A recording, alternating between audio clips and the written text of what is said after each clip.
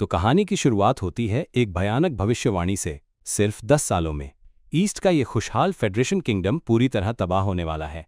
और इस तबाही की वजह 5 लेजेंडरी कैलेमिटीज का एक ग्रुप, जिन्हें दुनिया 5 ग्रेट सिंस के नाम से जानती है। ये कोई मामूली विलन्स नहीं है, ये तो कुदरत की ताकतों जैसे हैं। बेहिसाब पावर वाले बीइंग्स जिनकी किस्मत में ही सबकी बर्बादी लाना लिखा है। रैथ, ग्रीड, स्लॉथ, प्राइड और ऑब्सेशन एक बार ये सामने आ गए तो समझो सब कुछ जलकर राख होना तय है। और ये पूरा का पूरा किंगडम, इसका हर शहर और हर एक जान सिर्फ मलबा और राख बनकर रह जाएगा। लेकिन एक आदमी है जो ये भविष्य जानता है, और इसे रोकने के लिए उसने एक बहुत ही डेस्परेट और शायद पागलपन भरा फैसला लिया है। वो उन्हीं विलन्स का पैटर्न बन गया है जो इस दुनिया को तबाह करने वाले हैं। पीछे मुड़कर वो खुद से सोचता है, मैंने सोचा नहीं था कि ये इतना बड़ा मामला बन जाएगा। देखो, अपनी पिछली जिंदगी में हमारा प्रोटैगोनिस्ट बस एक मामूली सा वेज स्लेव था जो हफ्ते के 78 घंटे की कमरतोड़ नौकरी में पिसा जा रहा था। उसे इसेकाई ट्रक ने टक्कर मार दी और उसका पुनर्जन्म एक शानदार फैंटेसी वर्ल्ड में एक नोबल बनकर हुआ। सुनने में तो ये किसी सपने के सच होने जैसा लगता है ना? खैर, लेकिन इसमें एक पेंच है, उसे एक अक्षर भी पढ़ना नहीं आता। उसके नए बटलर को उसे बताना पड़ता है, आपने इसे उल्टा पकड़ा है, और ऊपर से उसके पास जरा भी पावर नहीं है। फिर भी एक काउंट की फैमिली का निकम्मा यंग मास्टर होने के अपने फायदे हैं। उसे ऐसी दावत मिलती है जिससे एक छोटी मोटी आर्मी का पेट भर जाए। पेट भरकर खाने के बाद एक मेड पूछती है, क्या आपका हो गया? मैं सोने से पहले आपको नहाने में मदद कर देती हूँ। खूबसूरत मेड्स उसकी खातिरदारी करती हैं और उसे नहलाती हैं। हाँ यार, ये उसकी पिछली जिंदगी से तो पक्का एक अपग्रेड है। वो इस पल का पूरा मजा लेते हुए सोचता है, लाइफ हो तो ऐसी। लेकिन जैसे ही वो रिलैक्स कर रहा होता है, एक मेड बातों बातों में कहती है, यंग मास्टर्स कल लौट रहे हैं, इसलिए आज रात जल्दी सो जाइएगा। वो पूछता है कि वो किसके बारे में बात कर रही है, और वो जवाब देती है, यंग मास्टर लियो और टोनियो। आप ऐसे क्यों बात कर रहे हैं जैसे आप अपनी ही फैमिली को नहीं जानते? ये नाम कुछ खतरनाक रूप से जाना पहचाना लगता है। उसके चेहरे का आलसी और सुकून भरा एक्सप्रेशन जम जाता है, और उसके चेहरे का निशान अचानक से और भी ज्यादा खतरनाक दिखने लगता है। उसका ये आलीशान सपना एक झटके में बुरे सपने में बदल जाता है। वो टब में उछल पड़ता है, जिससे सारा पानी बाहर छलक जाता है, और मेड्स घबराकर उसका नाम चिल्लाती हैं। उसका दिमाग डर के मारे चीख उठता है, रुको, क्या मैं साइकेडेलिया में हूं? वो इस नाम को जानता है। ये उस बेहद मुश्किल टर्न बेस्ड आरपीजी का टाइटल है जिसे वो अपनी घटिया जिंदगी से भागने के लिए दिन रात ग्राइंड किया करता था। उसे याद है कैसे उसने अनगिनत घंटे उस गेम में डुबो दिए थे, मॉन्स्टर से लड़ते हुए और दुनिया एक्सप्लोर करते हुए। क्योंकि उसे गेम का ब्रूटल मेन क्वेस्ट याद है, चाहे आप कोई भी रूट चुनो। जिस पल 5 ग्रेट सिंस सामने आते हैं, सब कुछ नर्क बन जाता है। किंगडम, नोबिलिटी, शहर, सबकी ऐसी तबाही शुरू होती है जिसे कोई नहीं रोक सकता। और उस तबाही की बिल्कुल शुरुआत में, मेन स्टोरी के शुरू होने से भी पहले, मुसीबत की जड़ होती है एक खास noble family, the house of Palatio. यानी उसकी नई फैमिली। उसका सबसे बड़ा भाई लियो किंग ऑफ प्रोस्टिट्यूट्स है, और दूसरा बेटा टोनियो किंग ऑफ ड्रग्स है। वो घुटनों पर गिर पड़ता है और उसकी नई सच्चाई का सारा बोझ उस पर आ गिरता है। वो इस फैमिली को जानता है, ये सिर्फ विलन्स नहीं है, ये तो स्टार्टर विलन्स हैं। गेम का सबसे पहला साइड क्वेस्ट ही इनके क्रिमिनल ऑर्गेनाइजेशन एवलॉन को इन्वेस्टिगेट करना होता है। ये तबाही का पहला डोमिनो है जो गिरता है, 5 ग्रेट सिंस के कहर की सबसे पहली कैजुअल्टी। और वो एक एक्स्ट्रा विलन है, वो निकम्मा तीसरा बेटा जो बाकी सबके साथ ही खत्म हो जाता है, एलन पैलाटियो। उस रात बिस्तर पर लेटे हुए वो पूरी तरह से नाउम्मीदी में डूबा हुआ है। वो रोते हुए सोचता है, काश वो वापस जाकर वही हफ्ते में 78 घंटे काम करने वाला वेज स्लेव बन जाता। इस ऐशो आराम का क्या फायदा जब उसे 10 साल में मरना ही है? वो दुख जताते हुए कहता है, मुझे ही बिना पावर्स वाला फैंटेसी कैरेक्टर क्यों मिला? बाकी लोगों को तो क्या क्या मिलता है। ये तो इतिहास की सबसे खराब इसेकाई किस्मत होनी चाहिए। लेकिन फिर इस नाउम्मीदी के अंधेरे में उसके दिमाग की बत्ती जलती है। रुको, पावर्स? ये जानना कि 10 साल में क्या होने वाला है, ये अपने आप में एक बहुत बड़ी पावर है। ये तो एक प्रॉफिट होने जैसा है। उसकी आंखों में एक नया इरादा चमकता है। तो क्यों ना मैं इस दुनिया की तबाही की वजहों को ही जड़ से खत्म कर दूं? और इसीलिए अपनी खुद की शांति भरी नोबल लाइफ के लिए वो 5 ग्रेट सिंस को सुधारने का फैसला करता है। वो सोचता है कि ये मुमकिन होना चाहिए, क्योंकि इस टाइमलाइन में अभी तो वो सब सिर्फ बच्चे हैं। 2 महीने बाद एलन का ग्रैंड प्लान शुरू हो चुका है। वो अपनी स्टडी में बैठा है। वो अपने नए काम पर रखे नाइट इवान से रिपोर्ट सुन रहा है, जिसकी एक आंख पर पट्टी है। इवान बताता है, हमने ईस्ट के ह्यूमन टेस्टिंग सेंटर से अनाथ बच्चों को रेस्क्यू कर लिया है और ऑर्फनेज का मैनेजमेंट यूटिया नाम की एक लड़की पर छोड़ दिया है। वो इवान की स्किल्स की तारीफ करते हुए कहता है, मेरी नज़रें पारखी हैं, तुम सच में बहुत स्किल्ड हो। वो इवान को एक बहुत ही अजीब, ज़बरदस्ती वाली और क्रीपी सी स्माइल देता है। इवान साफ साफ कंफ्यूज होकर पूछता है, अच्छा ये तारीफ थी, है ना? आपके चेहरे के एक्सप्रेशन से कुछ पता नहीं चल रहा।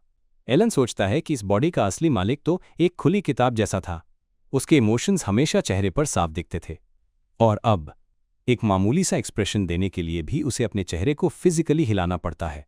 मुझे लगता है इस बॉडी पर मेरा कंट्रोल चेहरे पर आकर खत्म हो जाता है। यह है इवोन, साइकेडेलिया गेम का एक बहुत ही रेयर, ईमानदार और वफादार कैरेक्टर। धोखे से भरी इस दुनिया में उसके जैसा आदमी किसी खजाने से कम नहीं, और इसीलिए एलन ने उसे तुरंत हायर कर लिया था।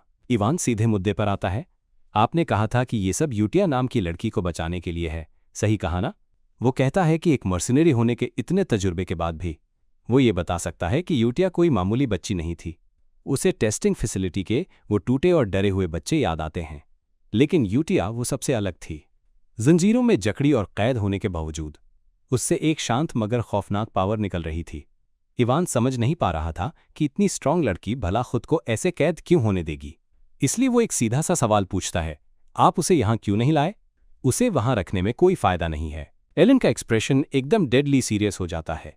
भले ही ऐसा लग रहा हो कि वो उसे नज़रअंदाज कर रहा है, लेकिन वो इवान को यकीन दिलाता है, उसे वैसे ही छोड़ना मेरे प्लान का हिस्सा है, क्योंकि वो उसकी असली पहचान जानता है, यूटिया ब्लूडिया, एक नॉन ह्यूमन जिसकी किस्मत में लिखा है कि वो पावर के लिए एक दूसरी दुनिया के बीइंग के साथ कॉन्ट्रैक्ट करेगी और बनेगी रैथ, 5 ग्रेट सिंस में से एक, द ब्लडी क्वीन, जिसकी किस्मत में लाखों लोगों को मारना लिखा है। लेकिन अगर उसे शांति से बड़ा होने दिया गया तो वो कभी भी रात के रूप में अवेकन नहीं होगी। इसके साथ ही एलन सोचता है कि उसने अपने भविष्य पर मंडरा रहे एक टिक टिक करते टाइम बॉम्ब को तो संभाल लिया है। वो अपना गला साफ करता है, अपने नाइट को असली मिशन देने के लिए तैयार। वो इवान को देखकर एक रहस्यमयी अंदाज में कहता है, अभी वक्त नहीं आया है। इवान पूरी तरह से हैरान है, अभी वक्त नहीं आया है? एलन उसे इंस्ट्रक्शंस देता है, ध्यान रहे कि कोई इस बारे में बात न करे, और उन्हें अच्छे खासे फंड से स्पॉन्सर भी करना। और फिर वो उसे एक सीलबंद खत देता है, और ये यूटिया को दे देना। इवान कंफ्यूज होकर खत ले लेता है। एक खत? क्या ये जरूरी है? एलन कूल बनते हुए कहता है कि ये बस तसल्ली देने के लिए है, क्योंकि बेचारी ने बहुत कुछ झेला है। ऑर्डर मिलते ही इवान अपने घोड़े पर सवार होकर ऑर्फनेज की ओर निकल पड़ता है। एलन खिड़की से उसे जाते हुए देखता है, और उसका शांत चेहरा उस बड़े जुए को छिपा रहा है जो उसने अभी खेला है, क्योंकि उस खत का असली मकसद सिर्फ तसल्ली देना नहीं था, बल्कि उसमें एक खास कोट लिखना था जिसे उसने दर्जनों बार सुना था जब गेम में आर्च बिशप पूरी तरह से अवेकन हो चुके सिन ऑफ रैथ को शांत करने की कोशिश करता था। आर्च बिशप एक स्पेल बोलता था, सिन ऑफ रैथ, शांत हो जाओ। वो मंत्र हमेशा एक ही होता था, agony of the dark, impassivity of the bright, belonging with the fall. Game में ये सीन खून जैसे लाल चांद के नीचे होता था जब रैथ अपनी पूरी खौफनाक पावर दिखाती थी, लेकिन तब तक हमेशा बहुत देर हो जाती थी। स्पेल फेल हो जाता था और प्लेयर को एक खतरनाक बॉस बैटल में उतरना पड़ता था। लेकिन अब शायद अभी देर नहीं हुई है, वो लड़की अभी भी एक बच्ची है, उसके पागलपन में डूबने से पहले। एलन अंगड़ाई लेता है, उसे थोड़ी कामयाबी महसूस होती है। भविष्य की एक तबाही का काम तमाम, अब बस 4 और बची हैं। वो जानता है कि ये सुनने में पागलपन लगता है, गेम के एक कोड से भविष्य की एक मॉन्स्टर को दोस्त बनाने की कोशिश करना, लेकिन क्योंकि ये नॉन ह्यूमन्स उन कट्टरपंथियों जैसे होते हैं जो किसी दूसरी दुनिया के भगवान को पूजते हैं, तो उसे लगता है कि ये जुआ खेलने लायक है।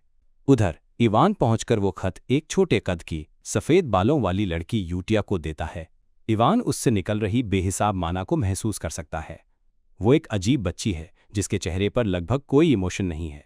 वो उसे खत देता है और वो उसके सामने एक डरावनी गुड़िया जैसी बनकर खड़ी रहती है। लेकिन जैसे यूटिया कंफर्म करती है कि ये खत मिस्टर एलन ने भेजा है, उसका इमोशनलेस चेहरा चटक जाता है। उसके छोटे से शरीर से एक बेहद खौफनाक ऑरा फूट पड़ता है। वो मुझे अपने पास क्यों नहीं रखना चाहते? वो पूछती है, और उसकी आवाज़ से गुस्सा टपक रहा होता है। इवान के ठंडे पसीने छूट जाते हैं। उसकी माना खून जैसी लाल लकीरों के रूप में फिजिकली नजर आ रही है। इस तरह की पावर तो सिर्फ उसी के पास हो सकती है जो मास्टर रेल्म तक पहुंच चुका हो। उसकी आंखें, जो अब खून की तरह लाल जल रही हैं, उसे जान से मारने के इरादे से घूरती हैं। अचानक एलन के वो अजीब शब्द, अभी वक्त नहीं आया है, का मतलब उसे अब पूरी तरह समझ आ जाता है। ये एक चेतावनी थी। जैसे ही इवान सबसे बुरे के लिए खुद को तैयार करता है, यूटिया की नज़र खत में लिखी बातों पर पड़ती है। वो उस अजीब पैसेज को जोर से पढ़ती है और जैसे ही वो शब्द उसके मुंह से निकलते हैं, उसका जानलेवा ऑरा एक पल में गायब हो जाता है। उसके गालों पर हल्की सी लाली आ जाती है। वो खुद से फुसफुसाती है, ये एक वादा है जिसे सिर्फ मास्टर ही जानते हैं। मैं समझ गई। इवान बस हैरानी से घूरता रह जाता है जब वो दम घोटने वाला प्रेशर हट जाता है। अब उसे आखिरकार समझ आता है कि एलन का टाइमिंग से क्या मतलब था। वो शब्द एक मैसेज था, एक ऐसा कोड जो सिर्फ यूटिया ही समझ सकती थी। रात का हार्बिंजर, भविष्य की ब्लडी क्वीन। अब खुशी से उस खत को अपने सीने से लगा लेती है और एलन के लिए उसकी वफादारी अटूट हो जाती है। उधर मैंशन में एलन चैन की नींद सो रहा है, इस बात से पूरी तरह अनजान कि अभी अभी वहां जिंदगी और मौत का कैसा ड्रामा हुआ है। किताबों के ढेर को छानते हुए एलन का गुस्सा बढ़ता जा रहा था। वो खुद से बड़बड़ाता है, यार क्या ये यहां भी नहीं है? तीसरे बॉस के बारे में क्लूज ढूंढते ढूंढते तो मेरा सिर फटा जा रहा है। तभी उसका वफादार नाइट इवन लाइब्रेरी में आता है। यंग मास्टर, जिस दूसरे बच्चे के बारे में आपने बताया था, हमने उसे बचा लिया है। चौंक कर एलन झटके से खड़ा हो जाता है। सच में? तुमने ये पक्का किया ना कि उस बच्चे के साथ बहुत प्यार से पेश आए? एवन अपने मिशन को याद करता है। बिल्कुल, उस बच्चे को इलीगल स्लेव मार्केट से बचाने के बाद, लेकिन उसकी रिपोर्ट एक अनचाही आवाज से बीच में ही कट जाती है। अरे ये तो एलन है, एक भारी भरकम आदमी तिरछी हंसी के साथ कमरे में घुसता है। यह है टोनियो पलाशियो, एलन का दूसरा भाई और ड्रग्स का किंग। वो एलन के कंधे पर हाथ रखता है, उसकी आवाज में पूरा मजाक भरा था। तुझ जैसा अनपढ़ गंवार किताब पकड़कर क्या कर रहा है? अरे हाँ, मैंने सुना है आजकल तू पढ़ाई लिखाई कर रहा है। वो एलन का सिर दबाता है। अपने इस भाई को जवाब दे। एलन एकदम सुन्न पड़ जाता है। मन ही मन वो अपनी किस्मत को कोस रहा था। ये हमेशा इतनी मुसीबत क्यों बनता है? ओरिजिनल एलन ये सब कैसे सहता था? मेरा तो मन कर रहा है कि पलट कर जवाब दूं, लेकिन वो जानता था कि अपने इस गैंगस्टर भाई के सामने वो कुछ नहीं कर सकता। अदब दिखाने का नाटक करते हुए एलन झुकता है। लगता है आपको लाइब्रेरी इस्तेमाल करनी है तो मैं चलता हूं।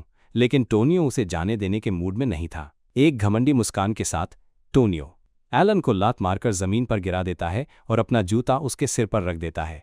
तुझे अपनी औकात पता है, हैं? लेकिन इससे पहले कि वो और कुछ कर पाता, हवा को चीरता हुआ एक डैगर आता है और उसके चेहरे से बस कुछ इंच की दूरी पर दीवार में धंस जाता है। टोनियो के चेहरे से हवाइयां उड़ जाती हैं। वो झटके से अपना सिर घुमाता है। उसका चेहरा सदमे से सफेद पड़ चुका था। दरवाजे पर एक आदमी खड़ा था, जिससे और भी ज्यादा खतरनाक ऑरा निकल रहा था। ये था सबसे बड़ा बेटा लियो पलाशियो, प्रोस्टिट्यूशन किंग। वो टोनियो को घूरते हुए चेतावनी देता है, भाई, मैंने तुमसे कहा था कि लाइब्रेरी में आते वक्त अपना ये छिछोरापन बाहर छोड़कर आया करो। तुमसे ड्रग्स की बदबू आ रही है, वक्त रहते दफा हो जाओ। दोनों भाई एक दूसरे के आमने सामने थे, हाथ में डैगर, और कमरे में जानलेवा टेंशन भर गया था। जब वो एक दूसरे में बिजी थे, एलन को मौका मिल जाता है और वो ऐसे रेंग कर भागता है जैसे उसकी जान दांव पर लगी हो, क्योंकि सच में लगी थी। एलन को गेम का पहला सबक्वेस्ट याद आता है, पलाशियो काउंटी की जांच करो, जो कि बुराई का अड्डा था, जहां ड्रग्स बिकते थे और एवलॉन नाम का प्रोस्टिट्यूशन रिंग चलता था। ये फैमिली प्लेयर को दुनिया के करप्शन की पहली झलक देने के लिए थी। लेकिन इनकी पावर तो मेरी सोच से कहीं ज्यादा है, वो सोचता है। इस पूरी फैमिली का डायनामिक एक टिक टिक करते टाइम बम जैसा है, और इस सब के सेंटर में है इन दो कमीने भाइयों के बीच गद्दी के लिए एक बेरहम जंग। लियो अंडरवर्ल्ड का एक बहुत बड़ा नाम, प्रोस्टिट्यूशन किंग, और टोनियो एक बड़े ड्रग कार्टेल का मैनेजर, ड्रग किंग। ये दोनों हमेशा एक दूसरे की जान के दुश्मन बने रहते हैं। एलन कांप जाता है। अपनी प्यारी जान बचाने के लिए मैं इन दोनों से पंगा नहीं ले सकता। उसका उनके झगड़े के बीच में फंसने का कोई इरादा नहीं था। उनके टकराव की ताकत से पूरी लाइब्रेरी में एक शॉकवेव फैल जाती है। एलन के दिमाग में बस भागने का ख्याल था। एवन जल्दी से अपने यंग मास्टर को उठने में मदद करता है और उसे इस बवाल से बचाता है। वो पास के सोफे पर धड़ाम से गिर जाता है। उर्ग एवन देखता है कि उसके मास्टर की तो पूरी हवा निकल गई है। वैसे वो दूसरा बच्चा भी कुछ मामूली नहीं लग रहा था। एवन बात बदलने की कोशिश करते हुए रिपोर्ट करता है। एलन कोई जवाब नहीं देता, बस एक हल्की सी आह भरता है। एवन वहीं खड़ा रह जाता है, कंफ्यूजन में एक मूरत बना हुआ। एवन एलन को देखकर सोचने पर मजबूर हो जाता है। यंग मास्टर जैसे किसी को इलीगल स्लेव मार्केट और दूसरे रीजन में हो रहे सीक्रेट बायो एक्सपेरिमेंट्स के बारे में कैसे पता चला? आखिर कैसे? एलन की आत्मा को थकान से शरीर से बाहर निकलते देख एवन इस नतीजे पर पहुंचता है, लगता है इन्हें खुद को संभालने में बहुत मुश्किल होती है। बाद में एलन थोड़ा ठीक होकर सोफे पर आराम कर रहा होता है। एवन अपनी रिपोर्ट जारी रखता है। यंग मास्टर, आप काफ़ी अजीब हैं। आपने उस बच्चे को अनाथालय भेज दिया। एलन बस हामी में हुम्म करता है। एवन की बातें उसके दिमाग में गूंज रही थीं। क्या उसने कहा कि वो बच्चा मामूली नहीं लग रहा था? बिल्कुल, वो मामूली नहीं है। एलन अच्छी तरह जानता है कि उन्होंने किसे बचाया है। वो सिर्फ गैर मामूली नहीं है, वो तो तबाही मचाने वाले लेवल का है। क्योंकि यूनाइटेड किंगडम के अंदर जो सेंट्रल नेशन है वो है कॉलियन किंगडम, और जिस बच्चे को उन्होंने स्लेव मार्केट से बचाया था वो कोई और नहीं बल्कि साइकेडेलिया का दूसरा बॉस डेउस मकालियन था। गेम में डियोस एक ट्रैजिक कैरेक्टर था जिसे गुलामी में बेच दिया गया था और एक जालिम मालिक से दूसरे जालिम मालिक के पास जाते हुए उसके साथ बेरहमी से बुरा सलूक हुआ था। इस कभी न खत्म होने वाली तकलीफ ने उसकी छिपी हुई पावर्स को जगा दिया और वो 5 ग्रेट सिंस में से एक बन गया, द सिन ऑफ स्लॉथ। उसका जागना तो सिर्फ असली खौफ की शुरुआत थी। गुस्से और निराशा में उसने अपनी पावर्स को खुला छोड़ दिया और पूरी की पूरी किंगडम्स को इतने भयानक तरीकों से तबाह कर दिया जिसकी कोई कल्पना भी नहीं कर सकता।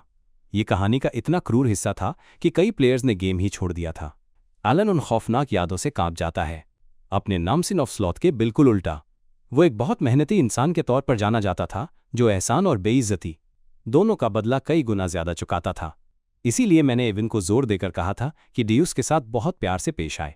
वो चाय की एक चुस्की लेता है। इस भयानक जानकारी के बावजूद उसके चेहरे पर शांति थी। एवन पूछता है, तो जो चिट्ठी आपने यूटिया को भेजी है वो क्या उस दूसरे बच्चे के बारे में है? हाँ, वही।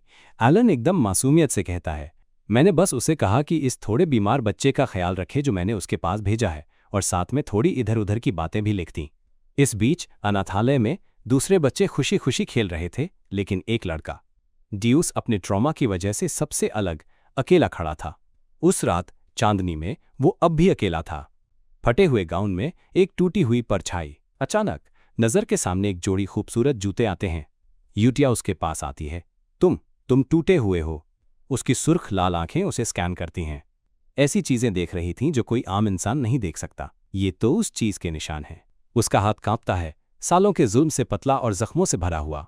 यूटिया इन निशानों को तुरंत पहचान जाती है। यह ब्लैक गोट का काम था, है ना? उसके होठों पर एक हल्की, सब कुछ जानने वाली मुस्कान तैर जाती है। फिर भी ग्रेट मून ने तुम्हें चुना है, मुबारक हो।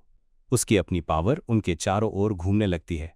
तो उस पावर को महसूस करो जो तुम्हें बख्शी गई है और अपने पोटेंशियल को बाहर आने दो। अगर तुम वफादार रहे और उसका हुक्म माना, वो रात के अंधेरे में फुसफुसाते हुए एक लालच देती है, तो तुम्हें अपना बदला मिलेगा। जवाब में डेप्स के छोटे से शरीर से बैंगनी एनर्जी का एक सैलाब फूट पड़ता है। उसकी सोई हुई पावर आखिरकार बिना किसी रोक टोक के बाहर निकल रही थी। यूटिया अब कंट्रोल में एलन की चिट्ठी पकड़े हुए थी। वो मन में सोचती है, तो ठीक है, अब मुझे अपना पहला जवाब भेजना चाहिए। फिर वो एलन की चिट्ठी पढ़ती है। चिट्ठी बहुत सिंपल और फ्रेंडली थी। यूटिया, कैसी हो? मैं ठीक हूं। आज मेरे दूसरे भाई ने मुझे कुर्सी की तरह इस्तेमाल किया। हा, मजेदार है ना? और इसी तरह की बातें। 1 साल बीत जाता है। एवन घबराया हुआ लाइब्रेरी में भागते हुए आता है। गजब हो गया, वो कमीना। नहीं, मेरा मतलब है दूसरे यंग मास्टर।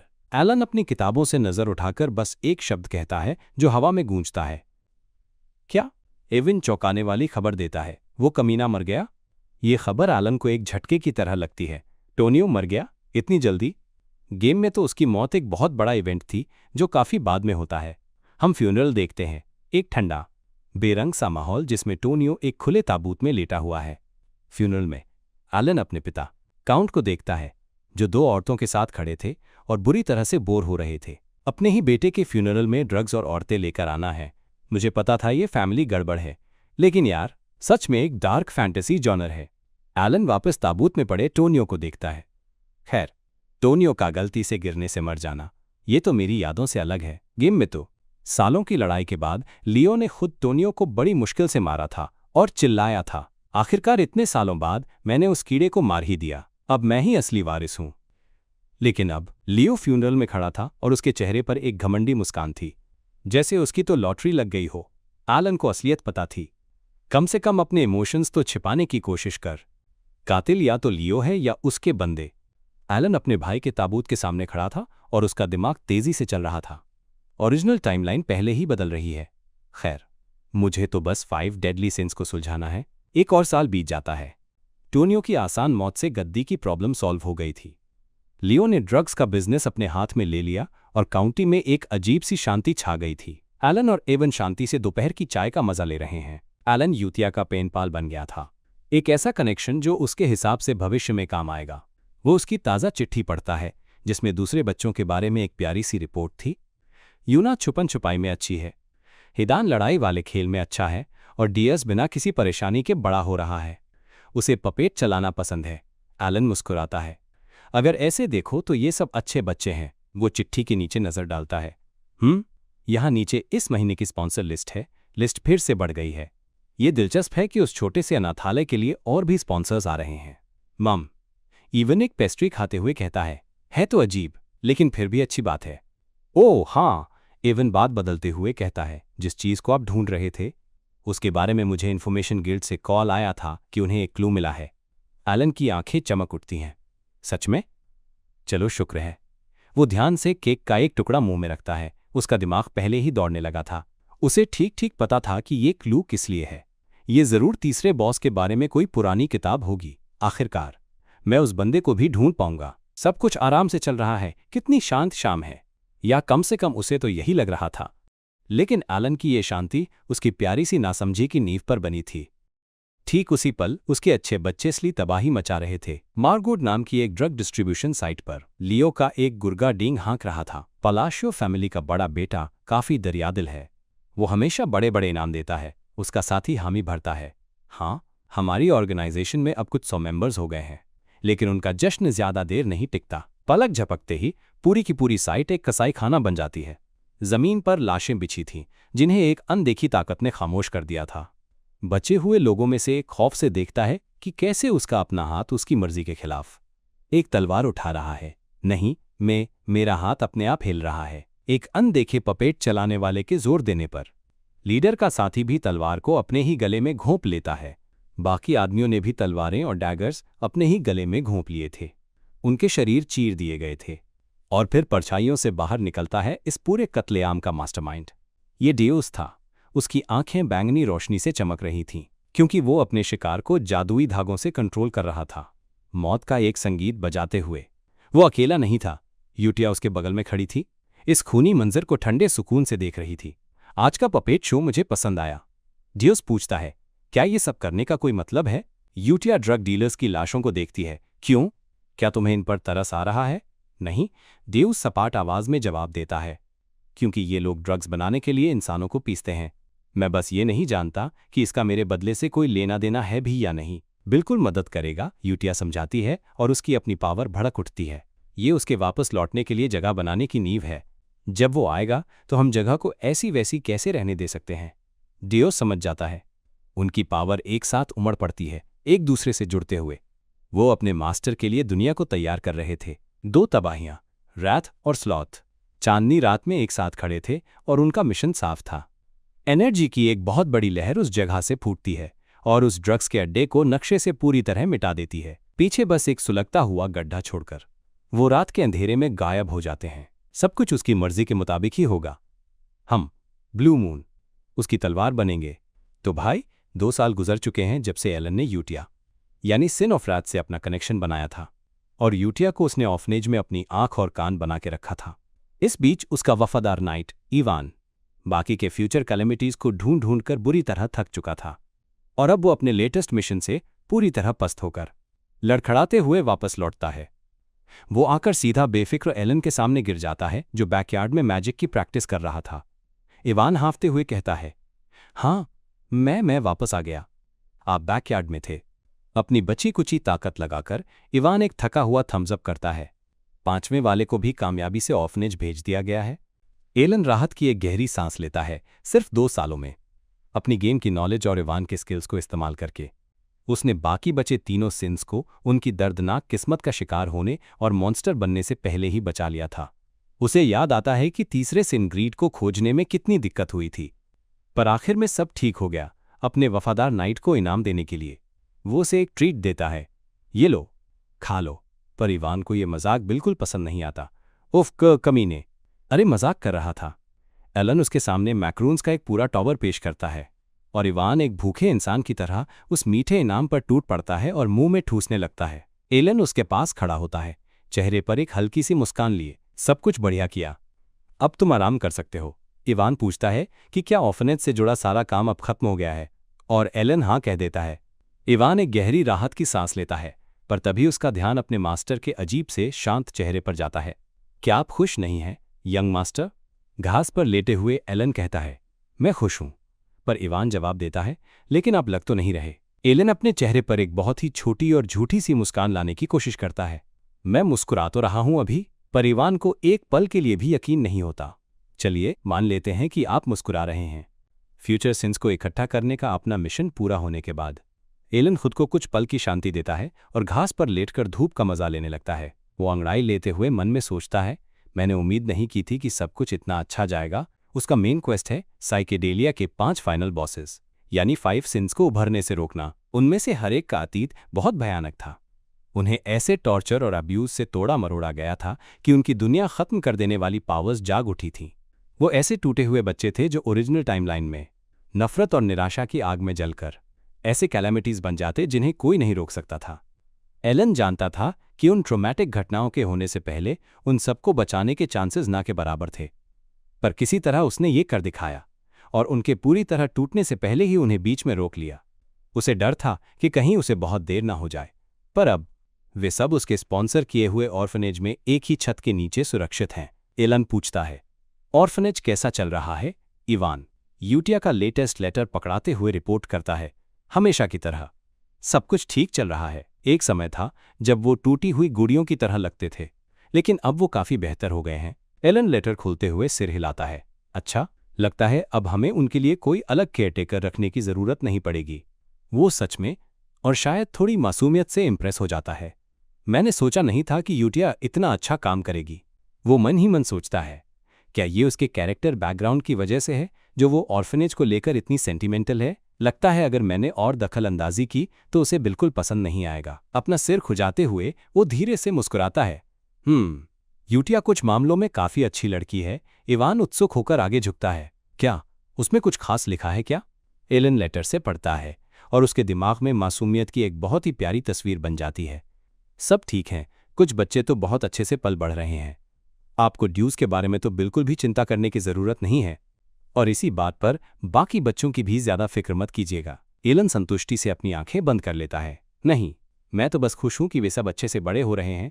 उन्हें इतनी अच्छी तरह से बढ़ते हुए देखकर मैं कह सकता हूं कि माहौल ही सच में सबसे जरूरी होता है। तभी इवान वो सबसे बड़ा सवाल पूछता है, आप उन बच्चों से कब मिलने का प्लान कर रहे हैं? आप हमेशा कहते हैं कि सही वक्त आएगा। एलन के चेहरे का खुशनुमा भाव गायब हो जाता है और उसकी जगह एक बेहद सीरियस एक्सप्रेशन आ जाता है। ओह, उस बारे में मेरा उनसे कभी भी मिलने का कोई प्लान नहीं है। वो समझाता है कि हाँ, उनके करीब रहना अच्छा होता, लेकिन उनकी इन गेम पर्सनैलिटीज ऐसी नहीं थीं जिनके साथ वो रहना चाहे। सिंस में बदलने के बाद वो कितने क्रूर हो गए थे, ये यादें आज भी उसे डराती हैं। उनके इन गेम अत्याचारों की याद ही उसे कंपाने के लिए काफ़ी है। वो मानता है ये अब उतना बुरा नहीं होगा क्योंकि मैंने उन घटनाओं को झेलने से पहले ही उन्हें बचा लिया है, पर मुझे अभी भी डर लगता है। एक पल सोचने के बाद वो एक बीच का रास्ता निकालता है। शायद 5 साल बाद इवान बस जवाब देता है, मैं समझा। खैर, जो भी हो, एलन जानता है कि वो यूं ही आराम से नहीं बैठ सकता। वो वापस अपनी ट्रेनिंग में लग जाता है और सोचता है, मुझे इस मनहूस डार्क फैंटेसी दुनिया में खुद को बचाने के लिए स्किल्स की जरूरत है। एलन मन ही मन सोचता है, खुशकिस्मती से मैजिक के लिए टैलेंट चाहिए और ये बॉडी एकदम परफेक्ट है। तभी अचानक इवान पूछता है, क्या आपने ब्लू मून के बारे में सुना है? एलन को कुछ समझ नहीं आता। ब्लू क्या? कभी नाम नहीं सुना। तब इवान समझाता है कि वो एक नई ऑर्गेनाइजेशन है जो क्रिमिनल गैंग्स का शिकार करके फेमस हो रही है। एलन कमेंट करता है, वो कचरा साफ कर रहे हैं, जो सुनने में तो अच्छा लगता है, पर फिर वो मजाक उड़ाता है, मैंने तो कभी उनका नाम नहीं सुना। मुझे यकीन है कि वो जल्द ही गायब भी हो जाएंगे। लेकिन तभी इवान एक बॉम्ब फोड़ता है, मैंने सुना है कि वो तो नोबल्स तक को मार देते हैं। ये सुनकर एलन की रीढ़ में कंपी छूट जाती है। उसकी शांति भरी जिंदगी अब खतरे में पड़ सकती है। वो चिल्लाकर कहता है, इवान, आज से तुम मेरे कमरे के बगल में सोगे। लेकिन एलन सच्चाई से बिल्कुल अनजान है। उसी रात उस ऑर्फनेज में जिसे वो इतने दरियादिली से स्पॉन्सर करता है, तथाकथित ब्लू मून की एक मीटिंग चल रही होती है। एलन की प्यारी सी पेनपाल यूटिया अपने फॉलोअर्स से कहती है, ठीक है, चलो इस हफ्ते की ब्लू मून की रिपोर्ट सुनी जाए। वो बच्चों में से एक की तरफ देखती है और पूछती है, नॉर्थ का क्या हुआ? लोमड़ी जैसे कानों वाली एक चुलबुली लड़की अपनी आंख मलते हुए बोलती है, मैंने ले लिए सारे स्लेव ट्रेडर्स के सिर, ये है सियोलोरेंग, द सिन ऑफ प्राइड। वो डींग हाँकती है, वो लोग तो ये भी पता नहीं लगा पाए कि मैं कौन हूँ। आपके दिए कपड़े बहुत बढ़िया हैं। मैंने कहा था कि अगर वो मेरी आंखों का रंग बता देंगे तो मैं उन्हें जिंदा छोड़ दूंगी, पर वो जवाब ही नहीं दे पाए। एक दूसरी लड़की रेने, जो कि सिन ऑफ ग्रीड है, गंभीर होकर रिपोर्ट करती है, लाशों को पिघला दिया गया था। फिर वो सीढ़ियों पर बैठे लड़के की तरफ इशारा करती है। वो लड़का बड़ी कूल अंदाज में कहता है, मैंने भी साउथ का काम खत्म कर दिया है। वो रिपोर्ट करता है, मैंने इलीगल ह्यूमन टेस्टिंग वाले अड्डों का सफाया कर दिया है और जो एवलॉन के हरामी लोग पंगा ले रहे थे उनका कीमा बना दिया।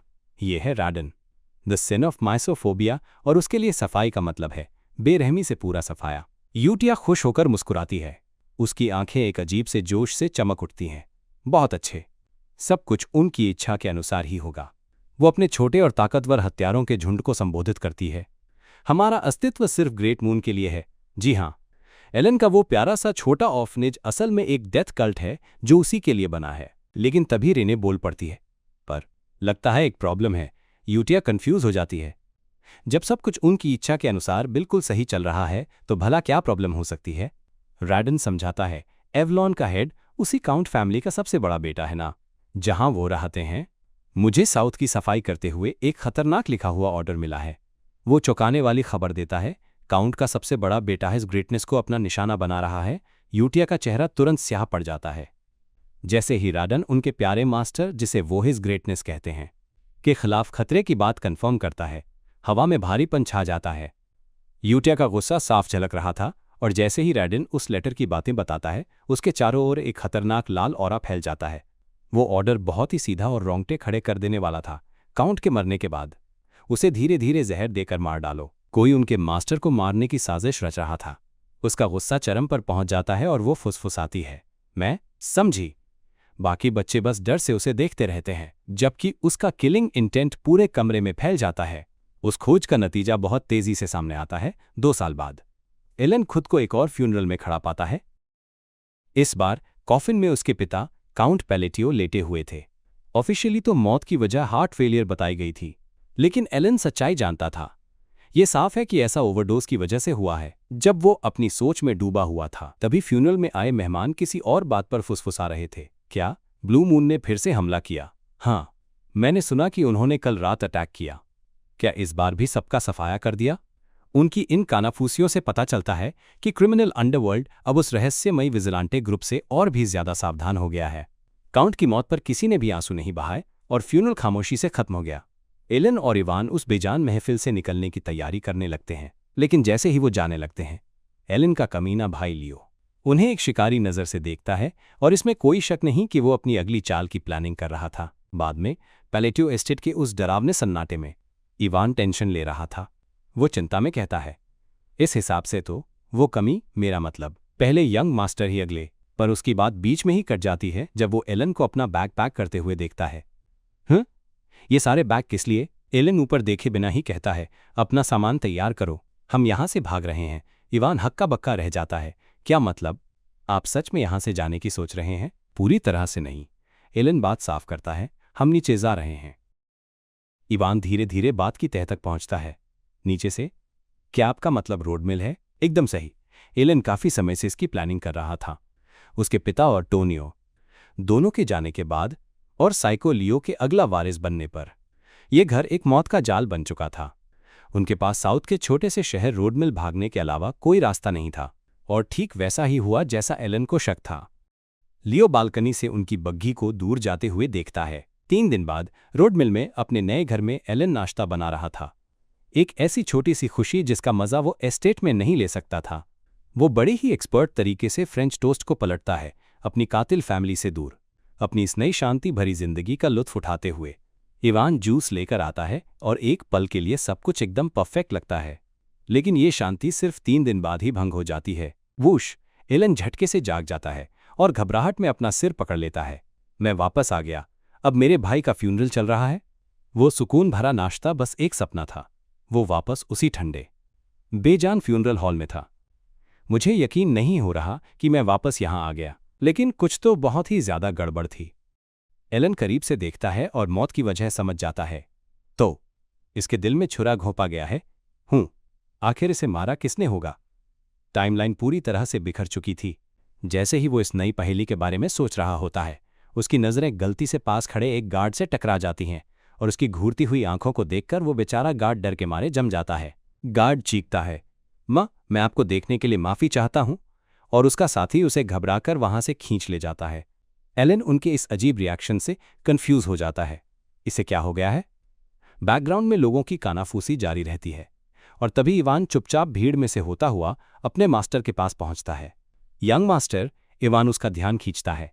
ओह इवान, कुछ पता लगा? एलन पूछता है, इस उम्मीद में कि उसे अपने भाई के कातिल का कोई सुराग मिलेगा। इवान उसके करीब झुकता है। उसका चेहरा गंभीर था और वो एक ऐसी बात फुसफुसाता है जिसके बारे में सुनने की एलन ने कभी उम्मीद नहीं की थी। जी, वो यंग मास्टर, क्या आप वही हैं जिसने एवलॉन को रातों रात गायब करवा दिया? ये इल्जाम हवा में तैरने लगता है और एलन की तो बोलती ही बंद हो जाती है। उसकी सीक्रेट ऑर्गेनाइजेशन, जिसे वो बस कुछ प्यारे बच्चों का झुंड समझता था, जाहिर तौर पर बहुत बड़े बड़े कांड कर रही थी।